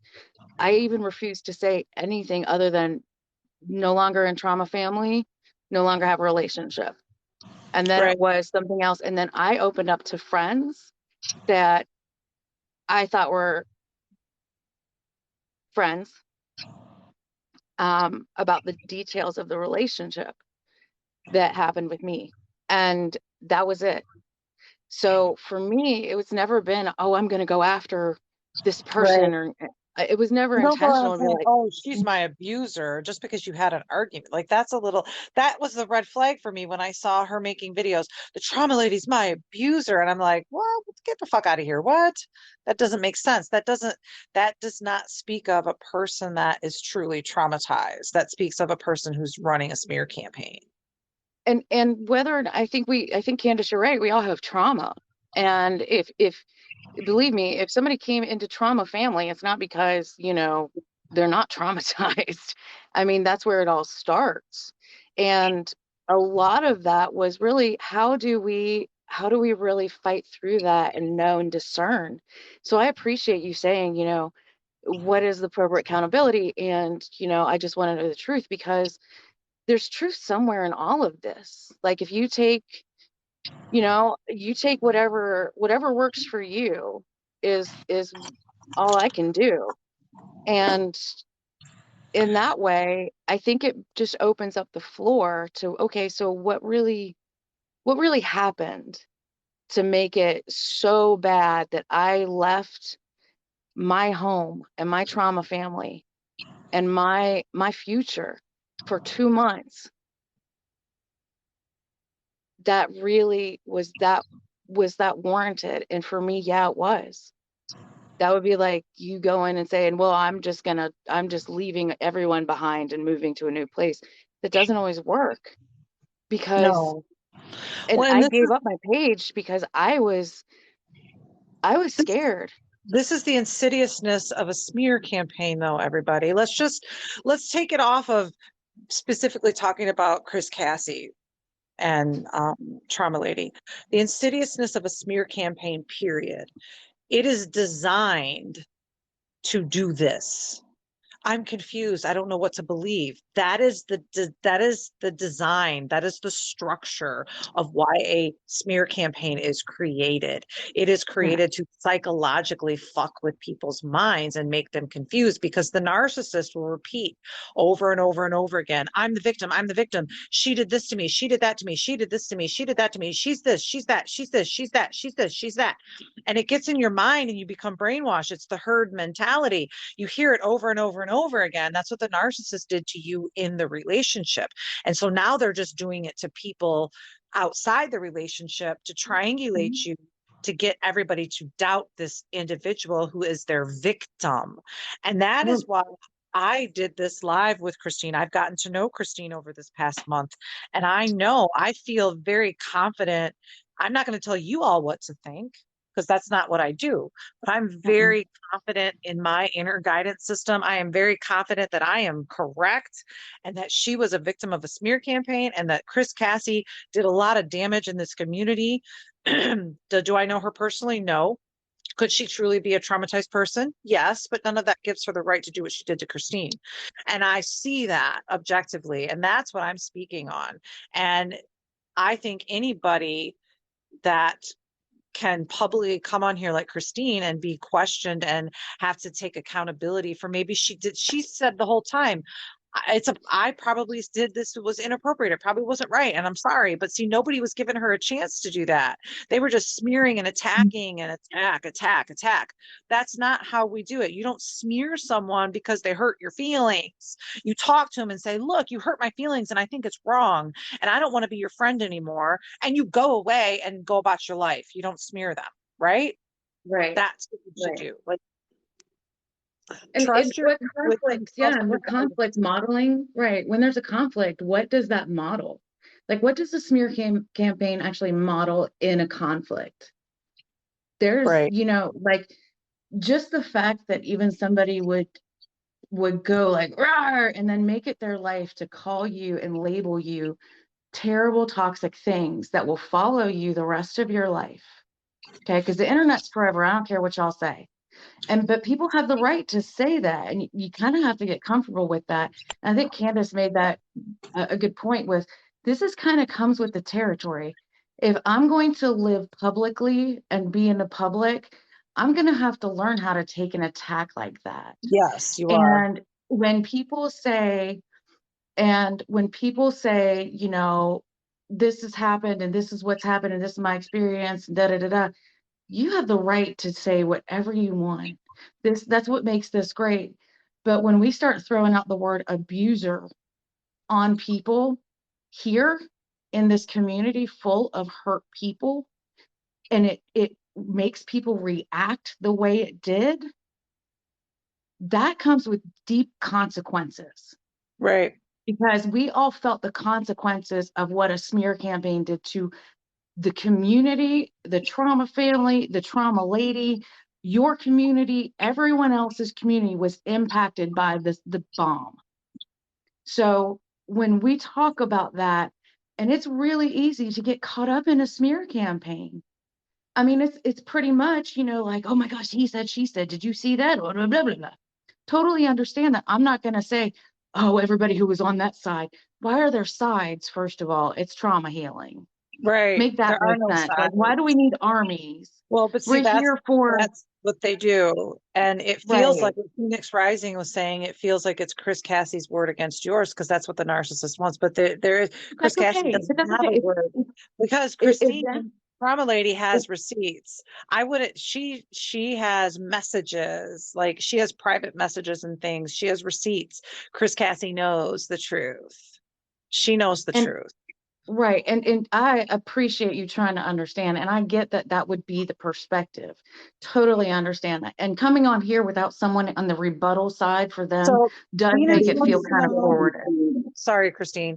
Rising Phoenix wants to know what's not true. Well, what have you heard? It's not true that the trauma lady went and tried to recruit people for her cult. No.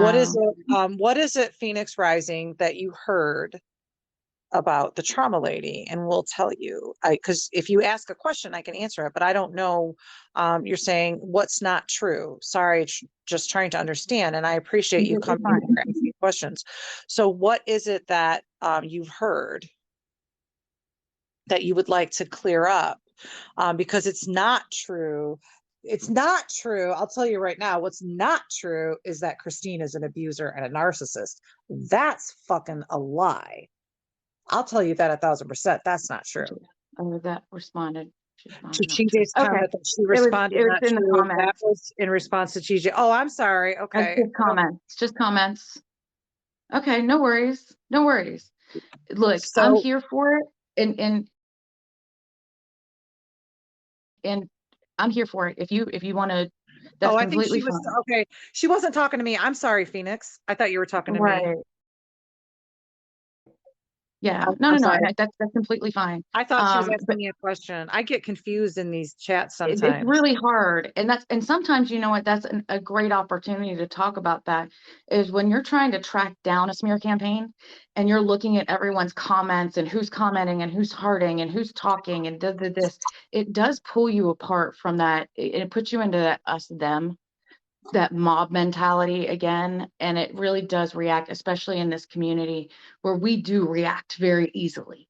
I mean, Yeah. that is the one thing we're trying to unlearn is our reactions, not our actions, but Okay. our reactions. Well, and I So, think the reason that a lot of you guys haven't heard anything is because Tracy, who unfortunately had crappy internet connection, she actually exposed a lot of this. If y'all go to Instagram, if you're interested in it, if you want to climb into the rabbit hole, go to Prison Wife Survivor on Instagram.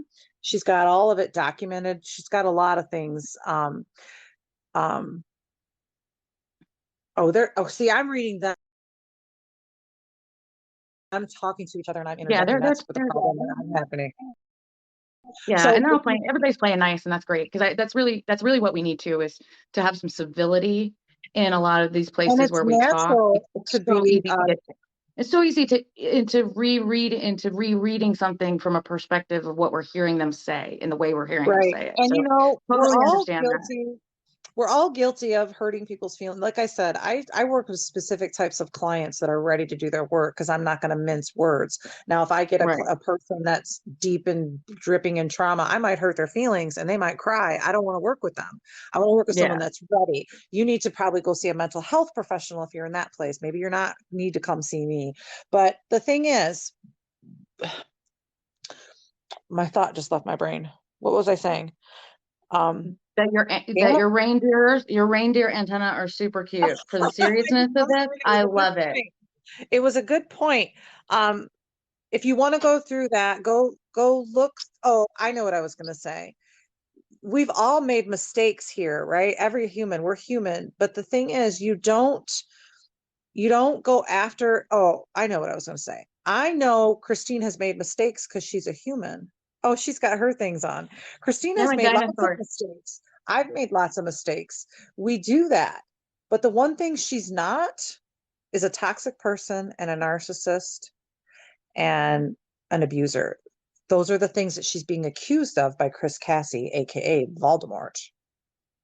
Those are the things she's being accused of, and those are the things she is not. Because I am a pretty good, I have a lot of experience, unfortunately, with psychopathic, abusive, narcissistic men and women. I particularly have a lot of experience with the female narcissist.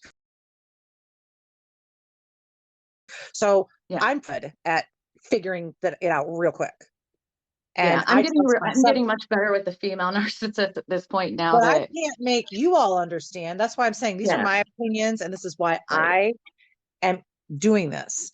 And right. Christine does have the right to tell her truth and tell her story and to let everybody know she's not hiding anymore. And she was traumatized by this, but she was horribly smeared and her reputation had the potential of being ruined in a community of survivors by being labeled an abuser.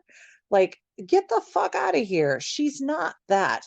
Even I wouldn't even go so far as to call Ashley that.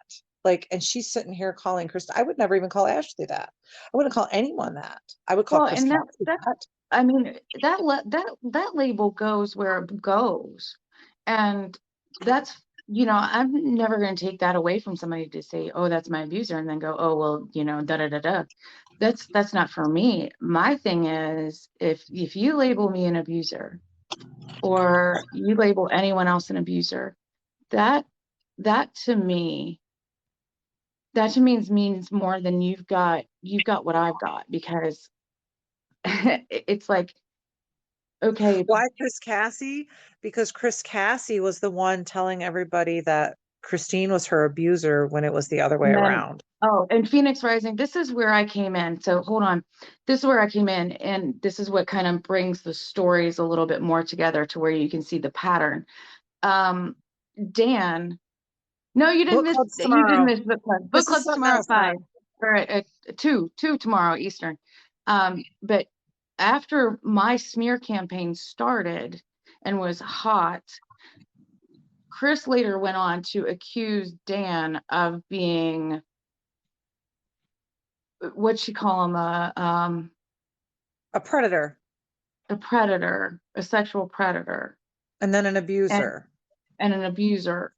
And that got the attention of other people. That was going on. What was going on here was going on there. Yeah, we are doing Gabor Mate. We're finishing. We're doing the summary and analysis of when the body says no. Sorry, this is a commercial, Candace. You're fine. Um, the summary and analysis when the body says no by the hidden cost of I love stress by her Gabor humor. Mate. We'll be picking that up tomorrow at 2 p.m. over on Trauma Lady Live.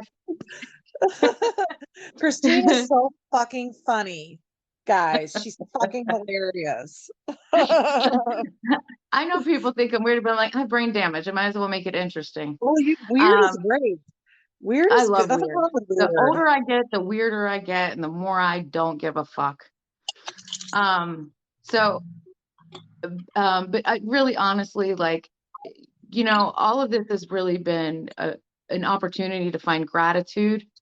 Smear campaign actually brought me an opportunity to find gratitude in a lot of things. I found good friends that I didn't know were there to begin with, and that I saw what I saw the mirror that someone once said something, that a narcissist makes you fall in love with the image of the reflection of yourself. They literally just hold up a mirror to show you you, and so you fall in love with that. And I got to see what my reflection looked like, and why I fell in love with myself, and why I was fighting so hard to bring back the things that and to enhance the things that I really wanted to see and believe in that mirror. And that was part of this journey. It wasn't just about the smear campaign. It was about the fact that I had to drive back home. It was the fact that I had to stand in front of my abuser and my ex-husband in court, in front of the judge, in front of the legal, you know, there was so much happening that was a perfect tarball of shit. And it was well timed. So let's not think that it was not. It was well planned. When I say it was a well orchestrated smear campaign plan, it was. There was multiple moving parts. And for me, I couldn't see them, because it wasn't until it started rolling and you see the players and you know the history and you know what happens next, that you start to see the patterns, and you can actually make the dots match the lines. And it goes with the gut instinct that you had before it happened. So that is something that I am very grateful for now, is to be able to understand where that comes from internally, and also where that needs to be and how I experience the world and interact with the world now. Hmm. Changing the way you interact with the world is a result of a smear campaign, for good or for bad. Hmm. Well, trauma always teaches you something. You can Ugh, always grow from it. It does. ugh. You're still going to be healing from it, though. Yeah. It's going to take you some time. You're still going to be gun shy. You're still going to be, feeling this. But I wanted to give you a place to just talk publicly and be like, look, I'm not hiding. I know I made mistakes, but I'm here. And, unfortunately, sometimes in a smear campaign, you're going to get people that believe the narcissist, and there's nothing that you can do. That's why I just tell people, if you're confused, listen to your instincts. Like, this is the whole thing. And like I was saying, taking away the players, so taking away Christine and Chris Cassie, taking away all the players and just talking about what a smear campaign is and what um No, I wasn't counseling anybody and I didn't she take was any never money. she was never doing that. That's I'm the not a whole smear and therapist. the I'm whole not a lie. counselor. It wasn't That's even the whole lie. coaching. That's the And whole you lie don't that now Chris now Cassie was now spreading. That's the now smear Pete, campaign. right. That's Now right Pierre, there. now let me explain something to you real quick because what I was accused of was to be a coach and to not have a license and taking money, right? Well, let me explain to you just semantics so that you understand next time you come into the realm of somebody saying they're a coach. Okay. Candace can speak to this. I'm not a coach. I did not want to go get my coaching certificates or any licensure or anything like that until I got my name back. I just went through a divorce. I don't even have my name until like 2 weeks ago. So for me, it wasn't about that. That's never my thing. I run a support group. She's a I peer run support. support groups. To I don't she's a peer coach. support. We covered this in the beginning. You might have missed it. She's a peer support facilitator. She was running a group book club. Yeah, yeah. She Totally glad never you're asking. claimed to be a counselor. She never claimed to do any of that. And even if she was coaching, it's not illegal to coach and get paid for it. That's not illegal. You don't need a license to coach and to charge. That's not illegal. It's illegal to pose as a therapist and pretend to be a doctor. That's illegal. But Christine wasn't doing any of those things. She was a peer support facilitator. She also has experience in the prison system. She was never claiming to be a therapist, and that is the smear campaign. That is the lie.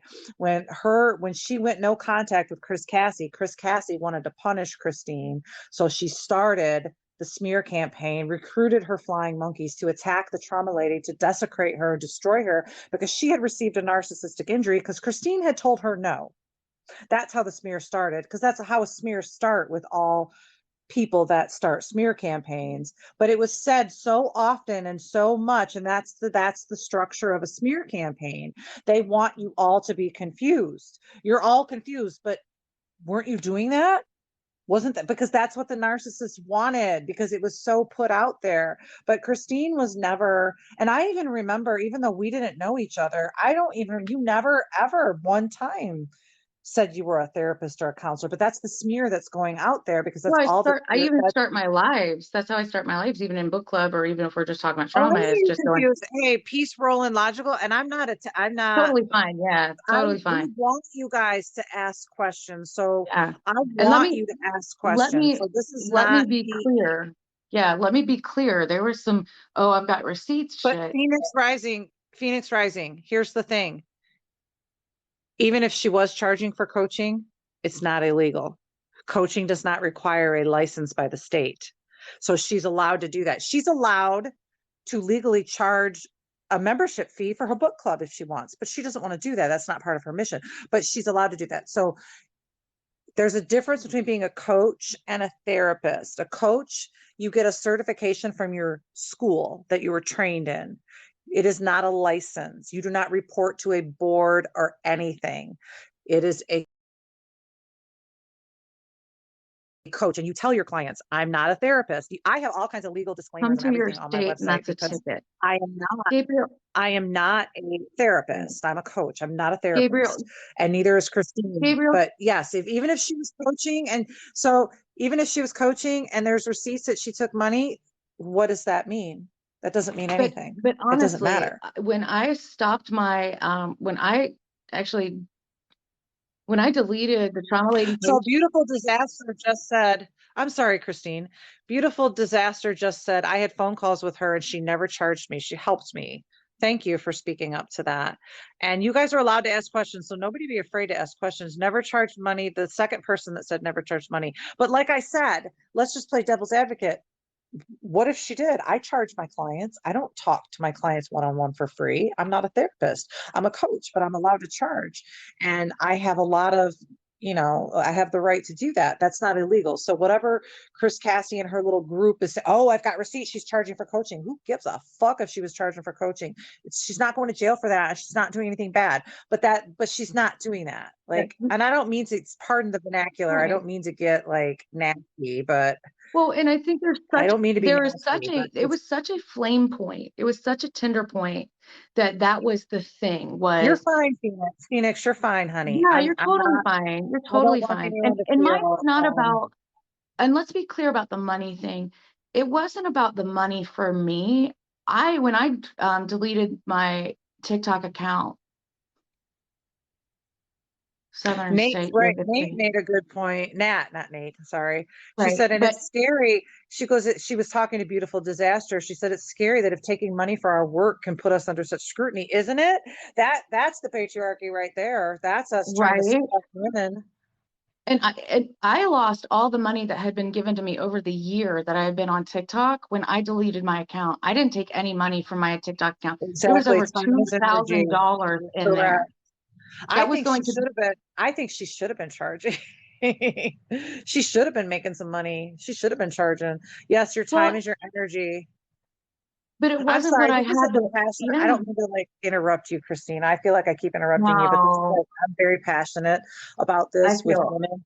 You deserve to be paid for what you do. And Nate, oh my God, I'm sorry. Mending me. We've been talking a long time, mending me. So I'm starting to get, oh, but yeah. you are allowed to charge for your work. It's not illegal. And the fact that these women are attacking her over her right to charge, and she wasn't, but even if she was, like, why is this something that is like this evil thing she's doing? They're making it out like charging for your work is evil and how dare she? Like it's because that's all that they have to say. Well, Um, and there's nowhere in the state of Virginia, and I have the phone number if anybody wants it. I've got it sitting right here for Department of Health, the professor complaints in the counseling area and the enforcement of that. There's a number for it, but there's nothing, and also there for every 1% of the life coaching community is certified. That's it. Everyone who says they are a life coach, 1%, and 46% out of that 1% wishes they had not done it. And that is from the API, that is from the certification industry. So we can talk about coaching all they want, and that's great. Gabriel, that's great. But all of that in Virginia, the state I'm in, and the states I've previously been in, that is the case. And I don't charge for that. I don't even charge for support groups because support groups is for the community. right. And why would I take advantage of people on the internet that are leaving abusive situations that might not have the resources? I didn't have the resources to come out and pay for somebody. That's why I couldn't do therapy. That's why I had to create a support group. That's why I had to do online Zoom supports because I didn't have the money to listen to anything, even the radio. I couldn't even play the radio. I was so Right. broke. Well, and I So, started my podcast and it's free and it's still free. I have a lot of free things. all right, honey. I charge when someone wants my time one on one. I have tons of free help, but when Right. they want my time one on one, I do charge because I provide value and my time is important. And to the charging thing, when Christine feels guided to do that in her work, she will, or she won't. Hmm. That's her mission. That's her thing. Um, Right. I believe she's more valuable than that, but I also understand that she's here for a different part of the population, for those that aren't ready yet. The clients I work with one on one, they're ready to do their work because it's not easy work. And Right. that's okay. We need all of each other. We're working parts. We need all of each other to do Yeah. this. And to be under attack for this is really distraction from what we're here to do in the first place. And to say, oh, well, she's charging for services, like get the fuck out of here with that. Like we need to just like ignore that nonsense. Like, but then it's spreading false information because what if there is somebody out there that's a survivor that wants to become a coach? Now they're going to think it's this big scary thing and they're going to get attacked Right. and all That's this stuff. And it's like, you go be a coach and you charge, do your thing. Don't listen to all of this. Like it's sending so many multiple negative messages to people that is It's fear. unnecessary. It's fear mongering to keep people small and to Right. not, You and deserve there's to not get enough paid for information. what you do. You Right. deserve There's to not get enough what you do. information, and in the industry itself, there's not a way in a streamline in a regulatory agency, and there's a lot of things. So it's not even a regulatory agency within that. So if you want to see that change, you do your lobbying, you do your local work with your state organization. You do that. And if that's something that you want to support, cool, because the last thing I want to see is people coming in and charging people, trauma survivors, in an MLM scheme that takes their money and gives them no resources. I'm not ready to do that yet. I'm still working in a journey for me that is going to take a little bit of time to get there. But when I do, don't worry, I will be charging what I'm worth. So that Right. is not a thing, but it is, when is it for me? And it wasn't the It'll right happen when it time. happens. Right. And it wasn't the right time when it happened, because I was busy building trauma family 5013C. And that's what this stopped, was the continuity to keep that going. So in a lot of ways, it stopped the progress of the But you know organization. what? It needed to get rid of the bad seeds so That's you could go exactly forward right. So now. that's thankful. That's You what I've needed to become go, thankful you for. had to go through this so you knew you were not going to go forward with these individuals that were toxic, that were going to sabotage your mission. You have a Right. powerful mission to go forward and to do as a trauma expert. Yeah.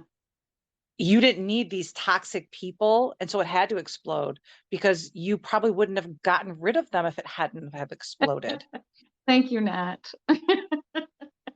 Thank you, Nat. That was so, I love her so much. I I do. I know. I I love know. her. Just the voice that She Nat says, gives to our is there community anyone that is, anything that can do with you? That's okay. I was kind of ignoring his passive aggressive I just say, questions. you know I what? It's I didn't I got understand lost with because I when I the think he honey was hit. responding.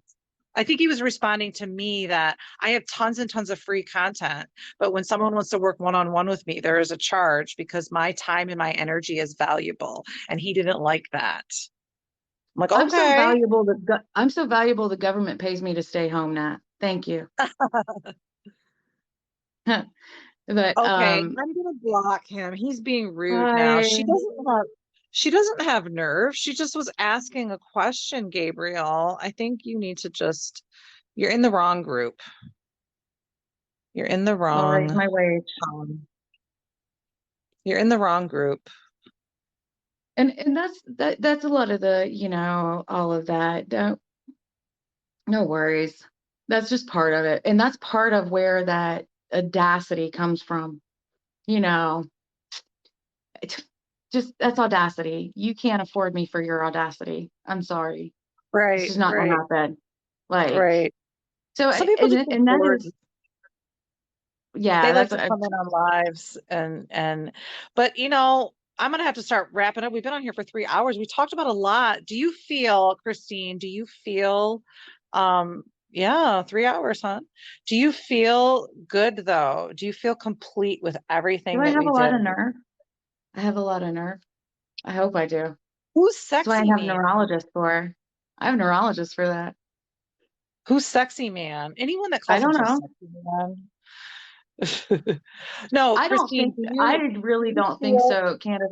I think we've just been completely, I think you've given me the opportunity to be completely candid and open and brave and share, even though, it's never easy to do that. And I want to just let everybody say that, if you get scared to share, it's really hard. And I want to say thank you to everybody who's been in here, listening, watching from outside and inside and all of that, just giving me the space to be able to bring this. And, oh, fraud, no, fraud, I just blocked him. I don't even know what he's even fraud. Is that that's a a pap troll. smear? Is that a pap smear follower?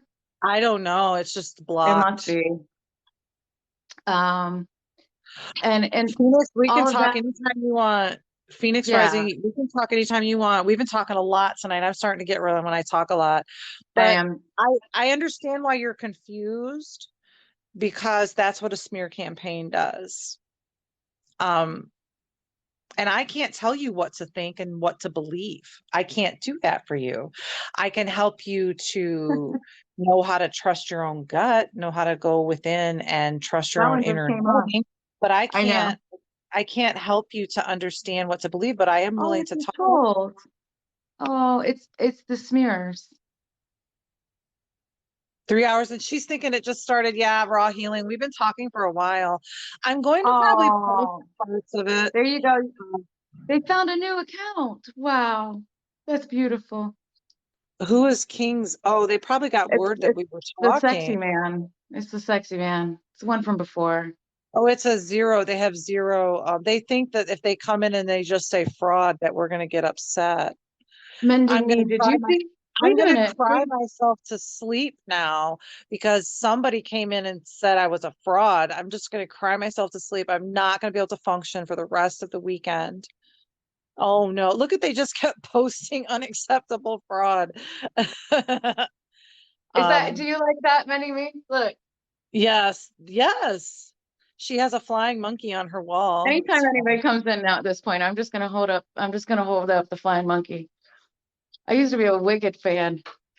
Um, no, I want to appreciate it, but tell you thank you for all the support through this and just giving me the space and being able to come back home on TikTok and clearing it up before. Yeah, well, and I want people to understand because I have a lot of loyal people that have been, I have some that have been with me for a long time. me And too. I know that I want the community to feel safe and I want them to trust. And it doesn't, like I said, I can't tell you what to believe or what to think. I can tell you the evidence from a trauma informed perspective, but everybody in the community needs to use discernment and understanding. They need to trust their gut, what makes sense, ask lots of questions, question everything. Don't just blindly listen to somebody telling you something, question everything, ask questions like, what, okay, why are you telling me this? Why are you sending me messages about another creator, bashing them? Like, I'm always suspect with that. And You know, I'm always suspect. Like, why are and you telling me this stuff? Keith, you know what? I have no idea where that number came from, but it grew and grew and grew, and I still have yet to understand where any of that came from. Um, I can speak to the ones that I know of, but I'm not going to do that right now. But So I have not no idea. That related number kept because growing and growing and growing all of a sudden. okay, so peace, that is a number that I heard Ashley come up with about 27 people. We don't know what that means. We don't Yeah, have I an have answer. no idea. We don't And know I who would love these to address 27 it, but I people are. haven't. And honestly, there's been no receipts to show who these 27 people. That's why I wish Tracy was here, but her internet. Tracy's like, where's the receipts? Like, show us. Tracy has given Ashley umpteen like time to say, show us the receipts. I don't know. And I honestly don't know. I honestly don't Yeah, know who they are. and I can address Because the ones people that can I say, know of and and I have. people can say a lot Yeah. of things. And the ones I addressed, I actually did that a couple Sundays ago. I actually released all the receipts on that Sunday. And then I made them private again because I didn't want those to be the ones that are taking the lead on it. But I will Go over address the to ones that I Prison know of. Life. Yeah. Now, Christine's probably going to eventually, when she's ready, or maybe Tracy, it's going to be, the receipts will be shown. I read some of them.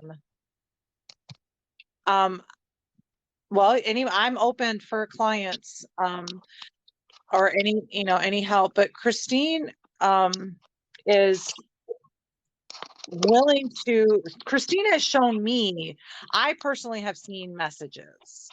Now, they're not my messages to release, they're Christine's, but I've seen, that's why I can so confidently say I know what's going on.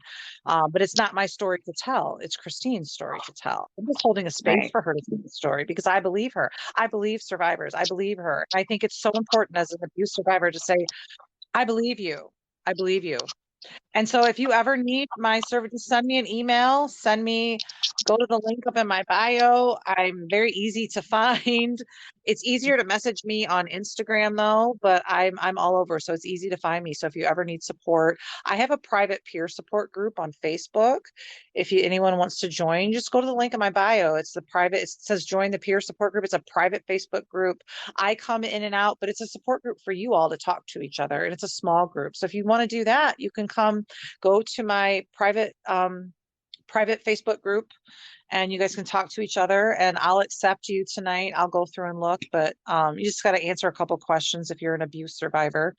Um, but I'm just holding a space for Christine to tell her truth. And I, from my perspective, I believe she was a victim of a smear that was unfair. Now, like I said in the beginning, were there people in her group that maybe she hurt their feelings? Probably. Probably. We already talked about that. Maybe she did hurt their feelings, but it didn't warrant a smear.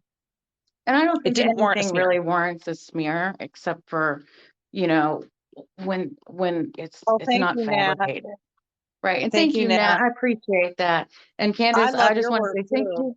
Yes, girl, you keep doing you because your stuff makes me brave. I love her. She's Nat, so you make me powerful, though. brave.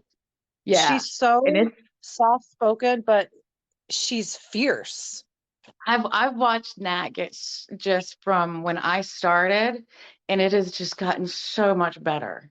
Like just I watch it and I love it so much. So Nat, you keep doing, and thank you everybody that came over from my side. Tomorrow 2 p.m. Eastern Standard Time, we're in book club. I expect to see you there. We're gonna do the when the body says no, not nor, but no. I'm tired, All right, but y'all. but thank you, Candace, and just y'all keep trucking. That's Hmm. all. Just keep moving And thank you and guys, go get rest. and we all have to use our discernment.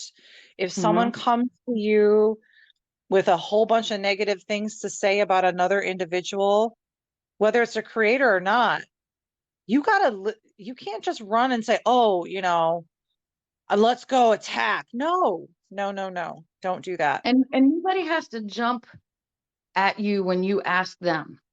If somebody's being attacked and you say you need to tell me, nobody needs to tell you until they're ready to tell you. That's right. And if you question someone, you always see their character when you disagree with Right, them or question them. right. Like, look, I So laughed at Sexy Man tonight. He didn't make me mad. Like, I whatever, know, Sexy Man. right? I You're a know. Like fraud. Okay. Bye-bye, Sexy I, Man. Like, I don't I don't know if care. it was you or Like, no one me. has that Like power over me to do that to me. No one has that power. Like, now I will get feisty if I feel like someone's like deliberately trying to like cause an issue or be nasty. But you no, can't like come at me questions if are you misspell fraud for the first time and unacceptable. You don't have any rights to come at me. that was Like probably someone from Voldemort's yeah, circle, yeah, one of yeah. Voldemort's little monkeys. And Well, we're not but afraid of that. no. All right. Well, I will talk to you soon, and y'all have a Yes, wonderful moon guys. appropriate evening. Thank you all for tuning in. Y'all know where to find me if you need me. I'm not hard to Yeah. find. All See right, y'all. guys. Bye bye. Bye.